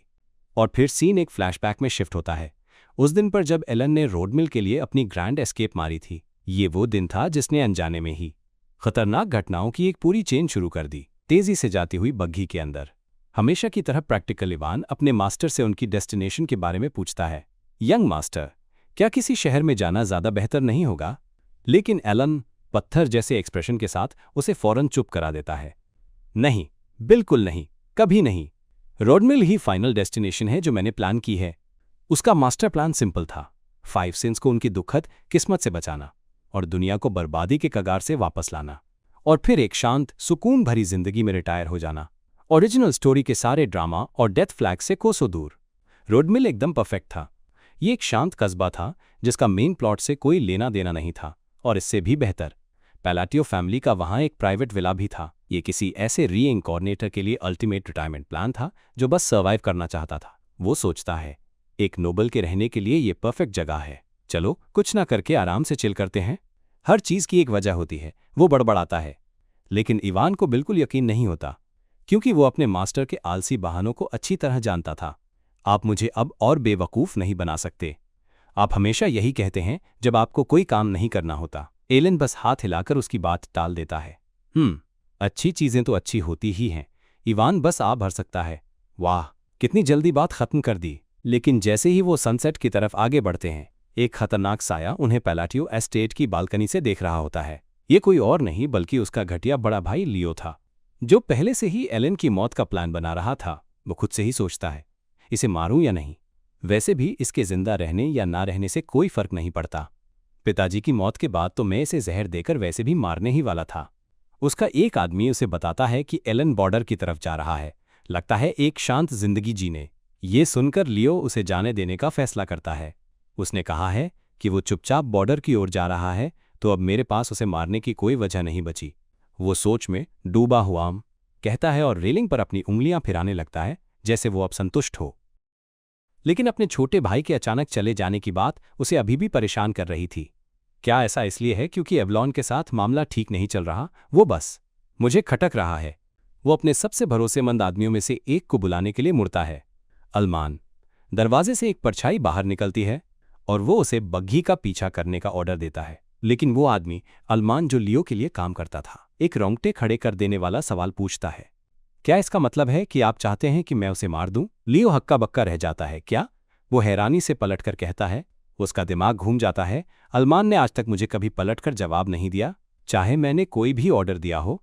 तो फिर ये अचानक मुझसे सवाल क्यों पूछ रहा है? वो असैसिन बिना किसी एक्सप्रेशन के हाथ में तलवार लिए खड़ा रहता है और उन दोनों के बीच एक डरावनी खामोशी छा जाती है। लियो का शौक फौरन ही गुस्से में बदल जाता है। हाँ, तुम्हारा काम वो करना है जो मैं तुम्हें करने को कहूं। लेकिन इससे पहले कि वो अपनी बात पूरी कर पाता, अल्मान हमला कर देता है। लियो की छाती से खून का फव्वारा निकल पड़ता है। लियो दर्द से कराहता हुआ अपने जानलेवा घाव को पकड़ लेता है। तेरी हिम्मत कैसे हुई मुझे धोखा देने की? असैसिन के चेहरे पर कोई भाव नहीं था, एकदम सपाट। वो बस इतना कहता है, मुझे जंग का खेल खेलना पसंद है। उसकी तलवार से खून टपक रहा होता है और वो आगे कहता है, अब तक तो मजा आ रहा था, लेकिन एक मिनट। एक नया प्रोफाइल कार्ड सामने आता है। ये अल्मान नहीं है, ये तो हिदान है, ब्लू मून का मेंबर हिदान की आवाज में एक डरावना विश्वास गूंजता है। हमारे पास वो उसूल हैं जो हमें रेड मून ने सिखाए हैं। ब्लू मून उस आदमी की तलवार है, तो जाहिर है कि मैं उनकी इच्छा के अनुसार ही काम करूंगा। लेकिन अगर किसी ने ग्रेट मून को नुकसान पहुंचाने की कोशिश की, उसकी आंखें एक खौफनाक रोशनी से चमक उठती हैं, तो मैं अपनी मर्जी से एक्शन ले सकता हूं और उसकी छाती चीर देता है। हिदान अपने पुराने मास्टर की तड़पती हुई लाश पर खड़ा होता है। इसीलिए मैं तुम्हारे ये कहने का इंतजार कर रहा था। वो नफरत भरी आवाज में कहता है। लियो उसे चेतावनी देता है, मेरे आदमी तुम्हें जिंदा नहीं छोड़ेंगे। मरते हुए आदमी को नीचे देखते हुए उसकी आंखें सिकुड़ जाती हैं। बड़े अफसोस की बात है, ग्रेट मून ने तुम्हें एक मौका दिया था अपना मिशन पूरा करके। हिदान बालकनी से रात के अंधेरे में कूद जाता है और सारी तबाही पीछे छोड़ देता है। वहीं दूसरी तरफ अपने भाई के भयानक अंजाम से बिल्कुल बेखबर एलन अपनी सपनों की डेस्टिनेशन पर ऐश कर रहा था। वो एक खूबसूरत सुबह में उठता है और जम्हाई लेते हुए अंगड़ाई लेता है। हाँ, गुड मॉर्निंग। रोड मिल तो स्वर्ग है। उसकी नई जिंदगी बिल्कुल वैसी थी जैसा उसने सपना देखा था। ना कोई असैसिन, ना कोई फैमिली ड्रामा, बस शांति और सुकून। वो जब चाहे सोकर उठता और जो मन करता वो खाता, इवान के साथ एक डिलीशियस ब्रेकफास्ट शेयर करते हुए। वो खुशी से अपना टोस्ट खाते हुए सोचता है, वाह, क्या मुझे टोस्ट का स्टॉल खोल लेना चाहिए। एक सच्चे नोबल की लाइफ तो यही है। लेकिन उसका ये शांति भरा ब्रेकफास्ट तब भंग हो जाता है जब इवान एक खत लेकर भागता हुआ अंदर आता है। यंग मास्टर, आपके लिए एक खत है। एलन जो आराम से चबा रहा था वो अचानक रुक जाता है। उसके कांटे पर लगा टोस्ट का टुकड़ा धपकी आवाज के साथ जमीन पर गिर जाता है। खत का कंटेंट पढ़ते ही उसकी आंखें डर से फटी की फटी रह जाती हैं। ये एस्टेट वापस आने का बुलावा था, लियो के फ्यूनरल के लिए। उसके 4 दिन के जन्नत का फ्री ट्रायल ऑफिशियली खत्म हो चुका था और बस ऐसे ही उसे उसके सुकून भरे सपने से खींचकर पैलेटियो एस्टेट के ठंडे और बेरंग फ्यूनरल हॉल में वापस फेंक दिया जाता है। जब वो अपने भाई के ताबूत के सामने खड़ा होता है तो वो मेहमानों के डरे हुए रिएक्शन को नोटिस करता है। वो सब कांप रहे थे, फुसफुसा रहे थे और उसकी नज़रों से ऐसे बच रहे थे जैसे वो कोई प्लाग हो। इनके रिएक्शन को क्या हुआ है? तभी इवान अचानक उसके बगल में आ जाता है और एलन की तो रूह ही कांप जाती है। यंग मास्टर, वो फुसफुसाता है, आप शैडो लीडर कब बन गए? पूरी तरह से कंफ्यूज्ड। एलन और इवान बात करने के लिए एक शांत जगह ढूंढकर बैठ जाते हैं। एलन, जिसका चेहरा ऐसा बना हुआ था मानो उसकी दुनिया ही उजड़ गई हो, अपने नाइट से लगभग गिड़गिड़ाता है। अरे, क्या तुम प्लीज मुझे समझा सकते हो कि मैं विलेन क्यों हूं? इवान, जो खुद से कुछ ज्यादा ही खुश लग रहा था, उसके सामने सारे फैक्ट्स रखता है। आप ही अकेले हैं जिसे इस सिचुएशन से फायदा हो रहा है। इवान जैसे ही आगे बोलता है, एलन पर मानो बिजली गिर जाती है। हमारे एस्टेट छोड़ने के बाद लियो का मर्डर हो गया और आपके पास काउंट का वारिस बनने के लिए एक परफेक्ट एलिबी है। इवान अपने हाथ बांध लेता है और एलन को देखता है, जो शौक से एकदम जम चुका था। एवालन अब खत्म हो चुका है, तो लियो की मौत के साथ अब आपको कोई चीज परेशान नहीं करेगी। फिर एक शानदार अंदाज में और लिटरली डा करते हुए इवान अपनी ग्रैंड थ्योरी पेश करता है। इसका मतलब, आप ही काउंटी के वो शैडो लीडर हैं जिसने एक स्वॉर्ड मास्टर के असैसिनेशन को अंजाम दिया। एलन अपना सिर पकड़ लेता है, उसके सिर में भयंकर दर्द होने लगता है। तुम्हें मजा आ रहा है? ये क्या कपड़े पहने हैं? मैं आखिर इस बकवास को शुरू कहां से करूं? एक लॉजिकल एक्सप्लेनेशन ढूंढने की कोशिश में एलन अंदाजा लगाता है, कोई भी ऑर्गेनाइजेशन अंडरवर्ल्ड के किसी इतने बड़े आदमी को एक झटके में नहीं मार सकती। एलन सोचता है, ओह, लेकिन एक ऑर्गेनाइजेशन है जो दूसरी ऑर्गेनाइजेशंस का शिकार करती है ना? इस पर इवान पूछता है, आप ब्लू मून की बात कर रहे हैं? लेकिन इवान फौरन उसकी थ्योरी को खारिज कर देता है। इन्फॉर्मेशन गिल्ड का कहना है कि इसके पीछे ब्लू मून नहीं था, वो उनके काम करने का तरीका बताता है। ब्लू मून लाश की जगह एक निशान छोड़ जाता है। वो उनके सिग्नेचर क्रिसेंट मून सिंबल की तस्वीर की तरफ इशारा करते हुए कहता है। लेकिन कहा जा रहा है कि एवलॉन के मेंबर्स को तलवार से मारा गया था। उस कत्लेआम का मंजर खून से लथपथ था, जो साफ इशारा था कि ये कोई अलग तरह का कातिल है। नर्क का रास्ता अब खुल चुका है। एलन को अब जाकर पूरी बात समझ आती है। तो इसलिए मैं वो शैडो लीडर हूं जिसने एक स्वॉर्ड मास्टर को मारा। हालांकि अपने मन में वो मजाक उड़ाता है, गेम वाले ब्लू मून तो कमजोर थे, जो प्रोलॉग में ही गायब हो गए थे। हो ही नहीं सकता कि वो लोग ऐसा कुछ कर पाएं, है ना? पर उसे क्या पता था कि उधर अनाथालय में ब्लू मून एक पोस्ट मिशन मीटिंग कर रहा है। यूटिया, उनकी लीडर, अपने सबऑर्डिनेट से पूछती है, कोई निशान तो नहीं छूटा? रिने सिन ऑफ ग्रीड एकदम शांत अंदाज में रिपोर्ट करती है, पीछे कुछ भी नहीं छोड़ा गया है। सेओलरंग सिन ऑफ प्राइड मजे से अपना डैगर घुमाती है और उसके चारों ओर एक गोल्डन ऑरा चमक रहा था। मेरा भी सेम, मेरा भी सेम। वो मुस्कुराती है और उसके फॉक्स जैसे कान एक्साइटमेंट से फड़कते हैं। ही वहां सिर्फ लाशें ही लाशें थीं। ये बच्चे कमजोर तो कतई नहीं हैं। तभी अंधेरे से एक साया बाहर आता है। मैं वापस आ गया। ये राडान था, द सिन ऑफ माइसोफोबिया। वो एक पावरफुल पर्पल ऑरा में ढका हुआ था और उसकी रिपोर्ट छोटी और रोंगटे खड़े करने वाली थी। एवलॉन के 486 सैनिक बाकी हैं। जैसे ही वो बोलता है, उसके पीछे एक और सिन का साया नजर आता है। जैसा आपने कहा था बॉस। एक शैतानी मुस्कान उसके चेहरे पर फैल जाती है। मैंने उन सबको बीच से आधा काट दिया। यूटिया की आंखें शैतानी लाल रंग से चमकती हैं और उसके होठों पर एक संतुष्ट और खौफनाक मुस्कान आ जाती है। बहुत अच्छे, परफेक्ट। और इस तरह एवलॉन, वो विशाल क्रिमिनल ऑर्गेनाइजेशन जिसका पूरे एस्टीरिया किंगडम पर दबदबा था, नक्शे से साफ हो गई सिर्फ 5 दिनों के अंदर। लेकिन मिशन अभी खत्म नहीं हुआ था। राडान यूटिया के पास जाता है। मुझे नहीं लगता कि सफाई पूरी तरह से परफेक्ट हुई है। वो एक फोल्डर उसके सामने रखता है। ये मुझे उन नोबल्स के पास मिला जो एवलॉन से कनेक्टेड थे। स्क्रीन पर पावरफुल परिवारों की एक लिस्ट चमकती है, लेकिन एक नाम सबसे अलग नजर आता है जो एक ठंडे बर्फीले ऑरा से घिरा था, द अल्टिया ड्यूकडम। यूटिया उस फाइल को देखती है। उसके एक्सप्रेशन को पढ़ना मुश्किल था, लेकिन उसका इरादा साफ था। उसकी आंखें गहरी लाल रोशनी से भड़क उठती हैं जब वो अपना खामोश हुक्म देती है। तुम लोग पहले से जानते हो कि मैं क्या कहने वाली हूं। सारे सिंस तैयार हो जाते हैं और उनके ऑरा पावर से दमकने लगते हैं। ब्लू मून का शिकार अभी खत्म होने से बहुत दूर था। तभी आखिरी सिन मेंबर जवाब देता है, ये मुझ पर छोड़ दीजिए, मैं इसे चुपचाप निपटा दूंगा। यूटिया आंखें बंद किए एक हल्की सी आह भरती है। एक तेज नजर से वो रिन्ने की तरफ मुड़ती है। एक आखिरी बात, इन्फॉर्मेशन गिल्ड साइट से सब क्लीन है ना?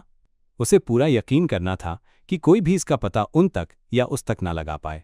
रिन्ने कंफर्म करती है, हाँ, इस मामले को ब्लू मून से अलग हैंडल किया जा रहा है। इसी बीच सेउलरिंग एक्साइटमेंट में एक डॉक्यूमेंट लहरा रहा था। वो अगले फेज के लिए काफी बेताब था। राडान भी बीच में बोल पड़ता है। उसकी आवाज में दूसरे गिल्ड्स के लिए नफरत साफ थी। सारे गिल्ड्स एक जैसे ही काम करते हैं। उसे इग्नोर करते हुए रिन्ने पूछती है, क्या मुझे मूवमेंट पर नजर रखना जारी रखना चाहिए? यूटिया बस एक छोटा पक्का सा जवाब देती है, हाँ, लेकिन फिर वो एक डरावनी वार्निंग भी देती है। ये बात उस इंसान के कानों तक नहीं पहुंचनी चाहिए। वो फोल्डर को अपने सीने से लगा लेती है और उसके चेहरे पर डर की एक झलक दिखती है। माइनस ब्लू मून के लीडर के चेहरे पर यह देखना काफी अजीब था। राडान समझाता है, लेकिन क्योंकि उस इंसान की फैमिली ने हमें पहले टारगेट किया था, ये कोई ऑर्डर नहीं था। यूटिया उनका उसूल समझाती है, हम तलवारें हैं और एक तलवार को खुद से नहीं सोचना चाहिए। यूटिया के चेहरे पर इमोशंस का तूफान सा चल रहा था।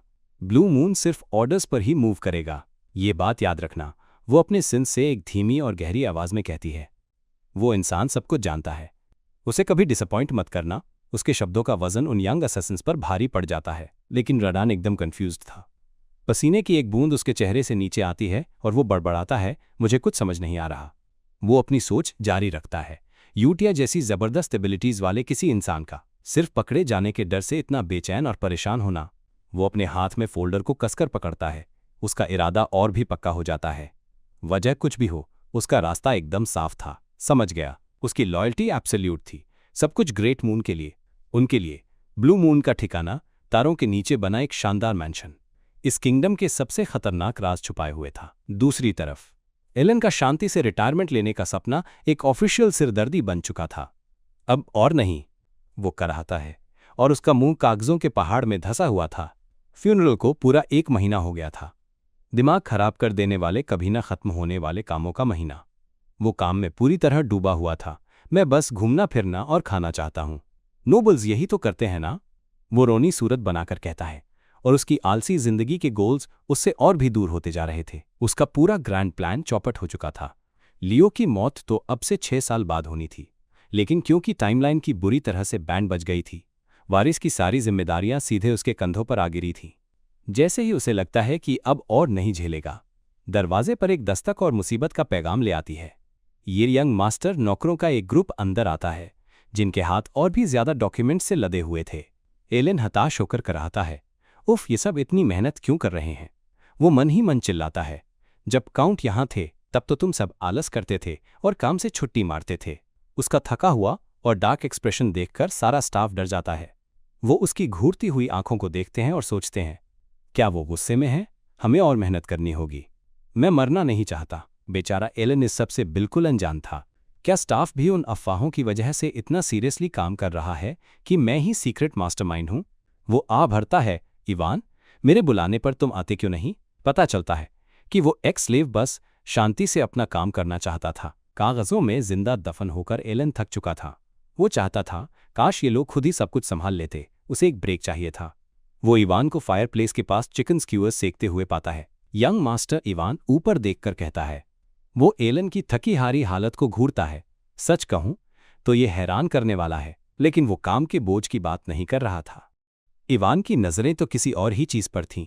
आप इतने ग्रो कब हो गए? वो पूछता है, और तभी कमरे में मैजिकल एनर्जी की चटकने की आवाज भर जाती है। ये काफी शॉकिंग है कि आप पॉइजन क्राफ्ट में सिर्फ 2 साल की सेल्फ स्टडी के बाद ही सेकंड टियर तक पहुंच गए। आप में बहुत टैलेंट है। Elon Chupke Chupke level up कर रहा था। इवान बताता है कि नॉर्मली इस लेवल तक पहुंचने में 4 साल की कड़ी ट्रेनिंग लगती है। मैजिक के लिए बाकी चीजों की तरह ही काफी ज्यादा पैदाइशी टैलेंट की भी जरूरत होती है। एलन बस कंधे उचका देता है। मैं मानता हूं कि मेरा टैलेंट काफी डिसेंट है, लेकिन उसके इस कैजुअल एटीट्यूड के पीछे एक गहरी चिंता छिपी थी। मैंने सेल्फ डिफेंस के लिए कड़ी प्रैक्टिस की क्योंकि मैं बहुत बेचैन था। वो कबूल करता है और उसके माथे पर पसीने की एक बूंद आ जाती है। डेथ फ्लैग्स का लगातार खतरा कम से कम एक अच्छा मोटिवेटर तो साबित हुआ है पॉइजन मैजिक को कंट्रोल करने के लिए, जो कि असल में माना को मैनिपुलेट करके टॉक्सिन्स बनाना है। आपको बहुत ही बारीक कंट्रोल की जरूरत होती है और ये कोई आसान काम नहीं है। लेकिन एलन को सच्चाई पता थी। पर इसका भी क्या फायदा अगर ये बस आधा अधूरा ही है? मैंने अब इस फैंटेसी दुनिया में हर तरह का मैजिक यूज कर लिया है, वो सोचता है, और उसके हाथ के ऊपर माना का एक छोटा सा अनस्टेबल गोला तैर रहा था। जब वो पहली बार री इनकॉर्नेट हुआ था तब ये सब कितना एक्साइटिंग था। उसे अपनी ट्रेनिंग के शुरुआती दिन याद आते हैं। उस शानदार पावर को इस्तेमाल करने का रोमांच। उसने सोचा था कि अगर उसके प्लान्स कामयाब हो गए तो उसे लड़ना ही नहीं पड़ेगा, वो बस अपनी रफ्तार से सीखता रह सकता है। लेकिन अब जब उसकी जान दांव पर थी, उसे एक दिल तोड़ने वाली सच्चाई का एहसास होता है। मेरा माना हॉल बहुत ही ज्यादा छोटा है। उसकी सारी प्रैक्टिस, उसका सारा टैलेंट इस एक बेसिक फैक्ट को नहीं बदल सकता। एलन समझाता है, पैदाइशी माना कैपेसिटी एक एथलीट की नेचुरल वेट क्लास की तरह होती है। आप चाहे जितनी भी ट्रेनिंग कर लो, लेकिन एक फ्लाईवेट कभी भी एक हैवी वेट को सही में नहीं हरा सकता। और बदकिस्मती से एलन, मेरा माना हॉल बहुत बहुत छोटा है। कोई भी ट्रेनिंग उसके इस घटिया से छोटे माना पूल की भरपाई नहीं कर सकती। ये एक ऐसा हार्ड कोडेड डीबफ था जिससे वो छुटकारा नहीं पा सकता था। लेकिन जब एलन अपनी मैजिकल कमियों पर दुखी हो रहा था, तभी इवान एक लेटर निकालता है। बॉल के लिए आपका इनविटेशन आखिरकार आ ही गया, वो स्टाइल से अनाउंस करता है। एलन एकदम कंफ्यूज होकर ऊपर देखता है। हाँ, एक बॉल, और बस फिर क्या था? एलन खुद को टिपटॉप तैयार होकर हाई सोसाइटी के उस चमचमाते सांपों के घोंसले में पाता है। ये सदर्न रीजन का रेगुलर एरिस्टोक्रेटिक बॉल था, नोबल्स के लिए नेटवर्किंग का एक प्राइम मौका। अपने फॉर्मल कपड़ों में वो काफी शार्प लग रहा था और इवान उसके बगल में खड़ा था। लेकिन सिर्फ वहां पहुंचने से ही वो बुरी तरह थक चुका था। मैं तो अभी से थक गया। फिर भी उसका एक मकसद था, मैं जल्द ही अकाउंट बनने वाला हूं, तो शायद मुझे इस मौके का इस्तेमाल नेटवर्किंग के लिए करना चाहिए। अब सीरियस मोड में जाने का टाइम था। इवान केक की प्लेट खाते खाते अपने मास्टर के बर्ताव में आए इस अचानक बदलाव को देखकर हैरान था। वहीं एलन खुद को तैयार कर रहा था। शांतिपूर्ण भविष्य के लिए नोबल्स से कनेक्शन बनाना बहुत जरूरी है। लेकिन एक प्रॉब्लम थी। जैसे ही वो एक कदम आगे बढ़ाता है, भीड़ रेड सी की तरह 2 हिस्सों में बढ़ जाती है। उसे आता देखकर लोग दूर भागने के लिए एक दूसरे पर चढ़ जाते हैं। एलन हकलाता है और एक आदमी तो डर के मारे सच में चीख पड़ता है। वो शैडो लीडर जिसने अपने स्वॉर्ड मास्टर भाई का असैसिनेशन किया वाली अफवाह उसे बिल्कुल भी मिस्टर पॉपुलर नहीं बना रही थी। इवान मदद करने की एक्टिंग करते हुए अपनी हंसी दबाकर फुसफुसाता है, ज्यादा फट अपसेट मत होइए, फट। पर एलन को यह मजेदार नहीं लग रहा था। अपसेट? बिल्कुल नहीं, मुझे इसी की उम्मीद थी। वो अपने नाइट का कंधा झाड़ते हुए कहता है, इवान, बाद में मिलता हूं, वो ये सिचुएशन संभाल लेगा। वो सिचुएशन को संभालने का फैसला करके एक पोज बनाता है। मुझे पता है कि वो मुझे लो क्लास और असभ्य होने की वजह से नीचा समझते हैं। मेरे महान परदादा के जमाने से अलग आज की पैलाटियो फैमिली ईस्ट से आए ट्रबल मेकर्स से भरी है। लेकिन मैं यहां बिना सोचे समझे नहीं आया हूं। उसके पास एक प्लान था। वो बड़े आराम से पास से गुजर रही एक ट्रे से वाइन का ग्लास उठाता है। अब अपनी चुपके से प्रैक्टिस की हुई सोशल स्किल्स को दिखाने का टाइम आ गया था। वो एक नोबल लेडी के पास जाता है, उसे चार्म करने के लिए तैयार। वो एक घूंट लेता है और अपना सबसे सोफिस्टिकेटेड अंदाज अपनाता है। इस वाइन की अरोमा यूनिक है, खासकर इसकी खुशबू, ये बहुत खास है। मैं इसकी कुछ बोतलें घर पर रखना चाहूंगा। वो एक प्यारी और चार्मिंग स्माइल देने की कोशिश करते हुए कहता है। और नतीजा एक डरावनी साइकोपैथ जैसी मुस्कान जिसे देखकर दूध भी फट जाए। बेचारी लेडी वहीं जम जाती है, उसका चेहरा खौफ से भर जाता है। आहा, मैं अभी फादर को तैयारी करने के लिए कहती हूँ। वो चीखती है और भाग जाती है। एलन बस हैरान होकर देखता रह जाता है। नहीं, ये वो नहीं है जिसकी मैंने उम्मीद की थी। बाकी नोबल्स आपस में फुसफुसाने लगते हैं। क्या उसने अभी अभी उन्हें लिमिटेड एडिशन रीजनल वाइन देने के लिए ब्लैकमेल किया? ये तो अपने दूसरे भाई बहनों से भी बड़ा सिरदर्द है। इवान अब अपनी हंसी और नहीं रोक पाता और खिलखिलाकर हंस पड़ता है। एलन बस वहीं खड़ा अपनी शानदार नाकामी को समझने की कोशिश कर रहा था। लगता है वो लेडी बस कुछ ज्यादा ही शर्मीली थी। वो सच्चाई को न मानते हुए सोचता है। चमकदार झूमरों वाला वो आलिशान बॉलरूम अचानक बहुत अकेला अकेला लगने लगता है। इवान डरे हुए नोबल्स से मिले तोहफों के ढेर के साथ खुशी खुशी लौटता है। वाह, आपके लूट का ढेर फिर से बड़ा हो गया। वो लग्जरी चाय, हाथ से बनी मेटल की चीज़ों और हाँ, उस स्पेशल वाइन का नाम लेता है। एलन बस हारकर दीवार के सहारे एक लंबी सांस लेता है। पैलाटियो तो मेरी सोच से कहीं ज्यादा बदनाम निकला, वो मन में सोचता है। मेरे मॉन्स्टर जैसे भाइयों को खत्म करने की अफवाहों ने मुझे सोशली सबसे अलग थलग कर दिया है। वो नोबल्स को एक साथ झुंड बनाए हुए देखता है जो जानबूझकर उससे दूरी बना रहे थे। मेरी सोशल लाइफ बर्बाद हो गई है। उसे लगता है कि उसे थोड़ा ब्रेक चाहिए और वो इवान से कहता है कि वो ताज़ी हवा लेने जा रहा है। इवान बस मज़े से कहता है, ठीक है टिल्ड। जैसे ही एलन वहां से जाता है, आग जैसे लाल बालों और एक एलिगेंट गाउन वाली एक आकर्षक औरत उसे देख रही होती है। उसकी गहरी लाल आंखें बड़ी उत्सुकता से उसे देख रही थीं। बाहर बालकनी पर एलन रेलिंग के सहारे झुककर चांद की रोशनी में एक लंबी सांस लेता है। सब गड़बड़ कहाँ हो गई, वो सोचता है। एक शांतिपूर्ण जिंदगी के उसके ग्रैंड प्लान्स अब बस एक दूर की याद बन चुके थे। वो तो बस एक शांत रिटायरमेंट चाहता था। क्या ये बहुत ज्यादा मांग लिया था? अचानक एक प्यारी सी आवाज उस खामोशी को चीरती है। Excuse me. हेलो, क्या मैं आपका थोड़ा समय ले सकती हूँ? एलन एकदम हैरान होकर मुड़ता है। मुझसे किसी ने बात की? कौन हो सकता है भला? वो अपने पीछे एक दरवाजे को चरमराते हुए खुलते हुए देखता है। उसकी आंखें चौड़ी हो जाती हैं। एक जवान औरत बालकनी पर बाहर आती है। उसका एक्सप्रेशन काफी शांत और सीधा साधा था। वो अदब से झुककर खुद को इंट्रोड्यूस करती है। मैं लोरिया हूँ, ड्यूक अल्टिया की तीसरी बेटी। एलन का दिमाग सुन्न हो जाता है। अल्टिया, तो ये बात है। वो जबरदस्ती पोलाइटली जवाब देता है। जी हेलो। अल्टिया फैमिली साइकेडेलिया के 3 मेजर शैडो प्लेयर्स में से एक है, जिन्हें नदर्न ट्रबल मेकर्स के नाम से जाना जाता है। तो इसका मतलब ये किसी भी तरह से एक नॉर्मल लड़की नहीं हो सकती, वो सोचता है। लेकिन उसे ये लड़की गेम से याद क्यों नहीं आ रही? मुझे नहीं लगता कि वो गेम में कहीं भी थी। तभी अचानक वो बोलती है, मैं सीधे मुद्दे पर आती हूँ। प्लीज मुझे अपनी ताकत उधार दीजिए। ये सुनते ही एलन का चेहरा उतर जाता है, बस इस ख्याल से कि एक और मुसीबत उसकी ओर आ रही है। लोरिया एक और बॉम्ब फोड़ती है। प्लीज मुझे अपनी ताकत दीजिए, मेरा असैसिनेशन होने वाला है। लेकिन एलन पर उसकी इस डेस्परेट रिक्वेस्ट का कोई असर नहीं होता। वो जल्दी से अपनी सिचुएशन एक्सप्लेन करती है। ड्यूक अल्टिया की नाजायज बेटी होने की वजह से उसकी जान तब तक सेफ थी जब तक उसके पिता हेल्दी थे, लेकिन अब उनकी हालत खराब होने की वजह से वो एक टारगेट बन चुकी है। खौफ से कांपते हुए वो उसे बताती है, मेरी बड़ी बहनें जल्द ही मुझे मार डालेंगी। एलन तुरंत सब कुछ समझ जाता है। ये तो एक क्लासिक बेकार सा सक्सेशन वॉर है। तो ये एक म्यूचुअल डाउनफॉल सिचुएशन है। हाँ, तभी उसे क्लिक होता है। उसे गेम से लोरिया अल्टिया का नाम इसलिए याद नहीं क्योंकि वो तब तक मर चुकी होगी और गेम में कभी दिखाई ही नहीं दी। लोरिया कांपती हुई आवाज में भीख मांगती रहती है। लॉर्ड एलन, आपके पास जो पावर है उससे आप। लेकिन हमारे हीरो को उसका नाइट इन शाइनिंग आर्मर बनने में जीरो इंटरेस्ट था। मुझे मना करना होगा। एलन के इस ठंडे रिजेक्शन से लोरिया चौंक कर कांप जाती है। हार न मानते हुए वो अपना आखिरी डेस्परेट ऑफर रखती है। मैं खाली हाथ मदद नहीं मांग रही हूं। अगर आप मुझे बचाएंगे तो मैं आपको अल्टिया फैमिली की आधी दौलत दे दूंगी। लेकिन राजाओं की दौलत भी एलन को उसके पीसफुल लाइफ वाले प्लान से डिगा नहीं सकती। वो उसकी तरफ पीट कर लेता है। मैं अब चलता हूं।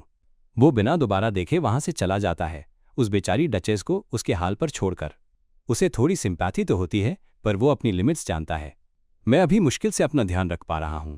वो सोचता है, इसे कोई झूठी उम्मीद देना ठीक नहीं। जैसे ही एलन के कदमों की आहट दूर होती है, लोरिया बालकनी पर अकेली रह जाती है और उसकी आखिरी उम्मीद भी धूल में मिल जाती है। एलन राहत की सांस लेता है और अपना कॉलर ढीला करता है। वो किसी बड़ी मुसीबत में पड़ने से बाल बाल बचा था।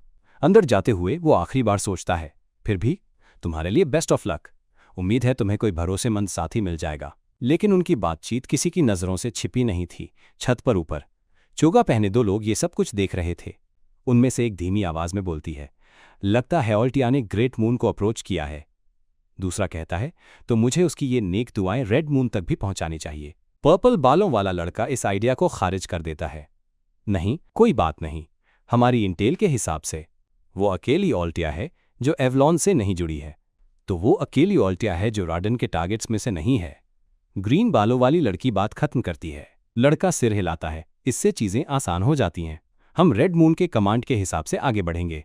वो आगे कहती है, हम इन्फॉर्मेशन ब्लॉक करने पर फोकस करेंगे ताकि एवलॉन केस उस तक ना पहुंचे। उधर एलन फिर से अकेला खड़ा है। मेरे आसपास इतना खाली क्यों है? वो सोचता है, क्या मेरे पास कोई बैरियर है जो लोगों को दूर भगा रहा है? जैसे ही वो हमेशा के लिए नेटवर्किंग से हार मानने वाला होता है, एक खूबसूरत आवाज आती है, हेलो। एलन का चिबी फॉर्म इतना इमोशनल हो जाता है कि बस रोने ही वाला है। वाओ, ये मेरे लिए था। शायद मैं एक बार तो सोशलाइज कर सकता हूँ। वो उम्मीद भरी नजरों से मुड़ता है, जी हेलो, और उसकी सारी उम्मीदें चकनाचूर हो जाती हैं। ये तो वही आग जैसे बालों वाली औरत थी। रुको, एक और शैडो प्लेयर। एलन को पहले से ही पता है कि ये सब कहाँ जा रहा है।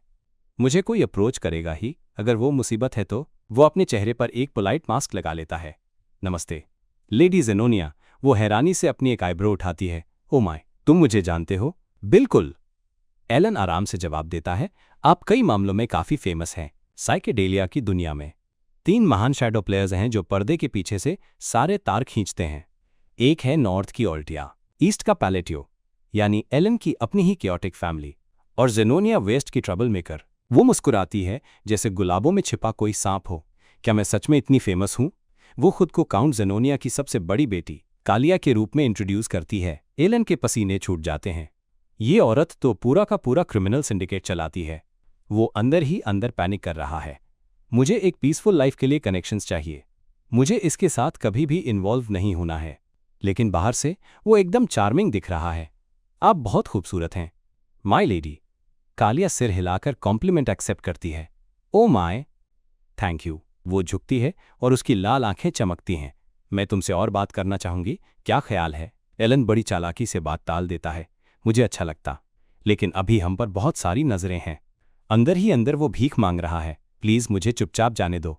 वो एक छोटी मजेदार हंसी हंसती है, जैसे वो उसके आर पार देख सकती हो। तुम बिल्कुल वैसे ही हो जैसा रूमर्स में सुना था। वो फुसफुस आती है और उसके शब्द हवा में तैर जाते हैं। मैं तुमसे दोबारा मिलने का इंतजार करूंगी, एक आखिरी रहस्यमयी मुस्कान के साथ। वो वहां से चली जाती है और एलन पूरी तरह से कंफ्यूज्ड रह जाता है। इसका क्या मतलब है? वो बड़बड़ाता है, पहले से भी ज्यादा कंफ्यूज्ड होकर। ऊपर ब्लू मून एजेंट्स के पास एक नया अपडेट है। एवलॉन केस की इन्फॉर्मेशन को अच्छी तरह से रोका जा रहा है, लेकिन एक नई चिंता है। वो अभी भी उस शख्स पर नजर रख रहा है। वो नीचे देखता है और खिड़की के फ्रेम से चिपके एक परछाई जैसे फिगर को नोटिस करता है। उसका पीछा किया जा रहा है। अंधेरे से एक नया ऑर्डर आता है, नजर रखते रहो, फिर उन्हें खत्म कर दो। असैसिन्स चुपचाप खतरनाक इरादे से आगे बढ़ते हैं और परछाइयों में गायब हो जाते हैं। कुछ समय बाद एलन और इवान खुद को एक सुनसान, धूप वाली घाटी में पाते हैं। यंग मास्टर, क्या आपको यकीन है कि ये सही जगह है? इवान पूछता है। वो उस वीरान इलाके में चारों ओर देखता है। क्या ये सच में वही घाटी है जिसे आप ढूंढ रहे थे? एलन उसे इग्नोर करता है। उसकी आंखें जमीन को स्कैन कर रही थीं। दोपहर का समय है, लेकिन अंदर अजीब तरह से अंधेरा है। उसकी नजरें एक खास जगह पर जाकर टिक जाती हैं। आखिरकार मिल गया मेरा असली मकसद। वो एक नए जोश के साथ आगे बढ़ता है। इवान बड़बड़ाता है, अगर ये फिर से खाली निकला तो मैं शायद रो दूंगा। लेकिन एलन उसके शक को नकारते हुए कहता है, नहीं, इस बार ये असली है। वो अपने साउथ ट्रिप का असली मकसद बताता है। ये उस पार्टी के लिए नहीं था, बल्कि इस जगह को ढूंढने के लिए था, गेम का एक छिपा हुआ लैबिरिंथ। ये है लैबिरिंथ ऑफ विस्पर्स, साइकेडेलिया का एक फेमस डंजियन। इसके 8 पजल रूम्स को क्लियर करने का रिवॉर्ड एक बहुत ही ज्यादा पावरफुल आर्टिफैक्ट है, और घंटों की ग्राइंडिंग की वजह से एलन इस जगह को अपनी हथेली की तरह जानता है। मैंने सारे रूट्स और पजल्स याद कर लिए हैं, अब इसे स्पीड रन करने का टाइम है। लेकिन रियल लाइफ में इसके एंट्रेंस पर खड़ा होना बिल्कुल अलग फीलिंग थी। वाओ, भले ही मैंने ये डंजियन अनगिनत बार रन किया है, लेकिन ये नया है। इवान पूरी तरह से हैरान है। ये जगह आर्टिफिशियल लग रही है। आपको इसके बारे में पता भी कैसे है? एलन, जो अपनी ही सोच में डूबा है, बोल देता है, मैं यहां अक्सर आता रहा हूं। इवान अपने मास्टर को घूरता है। आप यहां अक्सर आते रहे हैं? एलन अपनी सोच से बाहर आता है और एक ऐसी मुस्कान देता है जो डरावनी ज्यादा और सुकून देने वाली कम थी। मजाक कर रहा था, मेरे अपने तरीके हैं, चलो अंदर चलते हैं। इवान गिड़गिड़ाता है, प्लीज इस एक्सप्रेशन के साथ मजाक मत कीजिए। जैसे ही वो अंदर कदम रखते हैं, दीवारें जिंदा हो जाती हैं और डीमन जैसे गारगोयल्स उन पर टूट पड़ते हैं। चमकती लाल आंखों के साथ मॉन्स्टर्स हमला करते हैं, उनके पंजे चीरने फाड़ने के लिए तैयार थे। इवान शांति से डंजियन का गिमिक समझाता है, अगर तुमने पहेलियों का गलत जवाब दिया तो वो चीजें तुम पर बेरहमी से गिरेंगी। जहां इवान पैनिक कर रहा था, वहीं एलन बस एक पेडेस्टल के पास जाता है और पजल सॉल्व कर देता है। इवान बस घूरता रह जाता है, ये इतना शांत कैसे रह सकता है? हम 4 साल से साथ काम कर रहे हैं और मैं आज भी इसे समझ नहीं पाया। इवान पूरी तरह हैरान होकर सोचता है, उसके मास्टर के मिशंस क्राइम सिंडिकेट को खत्म करने से लेकर अनाथों को बचाने तक अजीबोगरीब कामों का एक मिक्सचर होते हैं। जैसे ही डंजियन का मैकेनिज्म एक्टिवेट होता है और मॉन्स्टर्स को कुचल देता है, इवान दंग रह जाता है। वो मुश्किल से ही अपनी एस्टेट से बाहर निकला है, फिर भी उसे सब कुछ पता है। एलन बस इशारा करता है, ओह सही हो गया, दरवाज़ा मैकेनिज्म के खत्म होने के बाद ही खुलेगा। फाइनल चैम्बर का विशाल पत्थर का दरवाज़ा धीरे धीरे खुलने लगता है। इवान अभी भी पजल के भयानक अंजाम से सदमे में है। इस बार आप असल में क्या करने वाले हैं? दूसरी तरफ एलन का चेहरा थोड़ा पीला पड़ रहा है। फाइनली दरवाज़ा खुल गया। मुझे लग रहा है मैं उल्टी कर दूंगा। मुझे पता था कि ये क्रूएल होगा, पर इसे अपनी आंखों से देखना, ये बहुत ज्यादा बुरा है। एलन राहत की सांस लेता है, लगता है ये आखिरकार खत्म हो गया। उनके सामने ट्रेजर रूम है जो सोने, जवाहरात और कीमती आर्टिफैक्ट से भरा हुआ है, लेकिन एलन को इसमें से किसी भी चीज में इंटरेस्ट नहीं है। हाँ चलो बस वो काली अंगूठी लेते हैं और चलते हैं। जिस आर्टिफैक्ट के लिए वो आया था, वो एक सादी सी काली अंगूठी है जो उस चमकते खजाने के बीच ऐसे ही पड़ी है। इवान हक्का बक्का रह जाता है। वो चीज, वो तो इन सब में सबसे बेकार लग रही है, लेकिन एलन उसकी असली कीमत जानता है। कुछ और लेने से सिर्फ मुसीबत होगी, उन्हें छोड़ दो। वो अपना इनाम ऊपर उठाता है, उसकी आंखों में जीत की चमक है। मैंने आखिरकार ओथ ऑफ रेस्टोरेंट हासिल कर लिया। बाहर जाते समय एलन घबराए हुए इवान को यकीन दिलाता है, चिंता मत करो, वापसी का रास्ता सेफ है। इवान को यकीन नहीं होता, एलन की गेम नॉलेज की बदौलत उनका बाहर निकलना वाकई आसान होता है शुरू में, लेकिन उनका रास्ता अचानक पत्थर की विशाल मूर्तियों से ब्लॉक हो जाता है। लैबिरिंथ के फाइनल गार्डियंस जाग चुके थे। इवान अपनी तलवार निकालता है, उसका चेहरा पीला पड़ गया है। एक नया अनजाना दुश्मन, ये तो वर्स्ट केस सिनेरियो है। इस बार मैं इसे संभाल लूंगा, एलन शांति से अपने साथी के सामने आकर कहता है। इवान बस हकला पाता है। क्या? इवान चिल्लाकर वार्निंग देता है, आप चाहे कुछ भी प्लान कर रहे हों, हमें पहले भागने का रास्ता चाहिए। लेकिन गोलेम्स पहले ही हमला कर रहे हैं, उनके विशाल हथियार रोशनी को रोक रहे हैं। इवान चिल्लाता है, सेकंड टियर मैजिक काफी नहीं है इन विशाल मॉन्स्टर्स के खिलाफ। एलन आगे बढ़कर अपने हाथ उठाता है और धीरे से कहता है, मैं ओथ ऑफ रेस्टोरेंट को इन्वोक करता हूं। अंगूठी पावर से चमक उठती है और दुनिया एक कॉस्मिक वॉइड में बदल जाती है। तभी एलन के दिमाग में एक पुरानी आवाज गूंजती है, ओ नियाकुला की महान इच्छा को विरासत में लेने वाले टुकड़े। आवाज गरजती है, 2 रेस्ट्रिक्शंस बोलो जिन्हें मैं लागू कर सकूं। ये वही है, गेम की पॉपअप चॉइस विंडो जो अब एक हकीकत है। ये आवाज, ये लगभग इस दुनिया को असली महसूस कराती है। ओथ ऑफ रेस्टोरेंट एक एब्जॉर्प्शन टाइप आर्टिफैक्ट है जो खुद पर लगाई गई लिमिटेशंस के बदले में जबरदस्त पावर देता है। एलन शुरू करता है। पहला, वो एंटिटी जवाब देती है, बोलो। मैं मैजिक यूज करते समय हमेशा बेबीलोनिया के ये हैंड साइन करूंगा। गेम का एक स्किल आइकन सामने आता है जो उसकी चॉइस को कंफर्म करता है। इस रेस्ट्रिक्शन के जरिए तुम क्या चाहते हो? आवाज पूछती है। एलन जवाब देता है, दुनिया के नियमों को थोड़ा और मोड़ने की पावर। मंजूर है। पावर का एक सैलाब एलन के पूरे वजूद में दौड़ जाता है। फिर वो कहता है, दूसरा। आवाज कमांड करती है, बोलो। एलन अपनी दूसरी कसम लेता है, मैजिक यूज करते समय मैं सख्ती से बेबीलोनिया के शब्द चैंट करूंगा। इस रेस्ट्रिक्शन के जरिए तुम क्या चाहते हो? एलन का गोल क्लियर है, दुनिया के नियमों को चुनौती देने के लिए और ज्यादा पावर। दूसरा स्किल आइकॉन दिखाई देता है। इन दोनों रेस्ट्रिक्शंस को मिलाकर वो highest possible magic attack power हासिल कर सकता है। ओथ ऑफ रेस्ट्रिक्शन इस डिमांड पर स्पीचलेस हो जाता है। एलन फिर सोचता है, मेरे अनगिनत प्लेथ्रूज की वजह से मैंने सारे बेस्ट कॉम्बिनेशंस याद कर लिए हैं, इसे काम करना ही होगा। मंजूर है। उसके अंदर बहने वाली पावर 10 गुना बढ़ जाती है। वो एंटिटी फिर से बोलती है, ओ इंसान जो एक भूले हुए देवता के इशारों और रहस्यों को याद रखता है, मैं उस इच्छा को विरासत में लेने के लिए तुम्हारा आभार व्यक्त करती हूं। एलन एक पल के लिए चौंक जाता है। इच्छा को विरासत में लेना? इसका क्या मतलब है? इससे पहले कि वो कुछ समझ पाता, उसके हाथ की अंगूठी पिघलकर उसका हिस्सा बन जाती है। रेस्ट्रिक्शन सक्सेसफुली अप्लाई हो गया है। जैसे ही उसका होश वापस आता है, वो आवाज़ उसे एक आखिरी डरावना मैसेज देती है, मैं हमेशा तुम पर नज़र रखूंगी। समय वापस नॉर्मल हो जाता है। इवान अभी भी चिल्ला रहा है, young master, second tier magic काफ़ी नहीं है। लेकिन एलन तैयार से भी ज़्यादा तैयार है। वो जानता है कि उसकी पावर लिमिटेड है, पर वो गेम के रूल्स भी जानता है। अपनी आंखों में एक ठंडी पक्की चमक के साथ वो फैसला करता है कि अब उस ट्रम्प कार्ड को यूज़ करने का टाइम आ गया है जिसके लिए वो इतनी दूर आया था। एलन अपने छोटे से माना पूल की हर एक बूंद एक स्पेल में डाल देता है।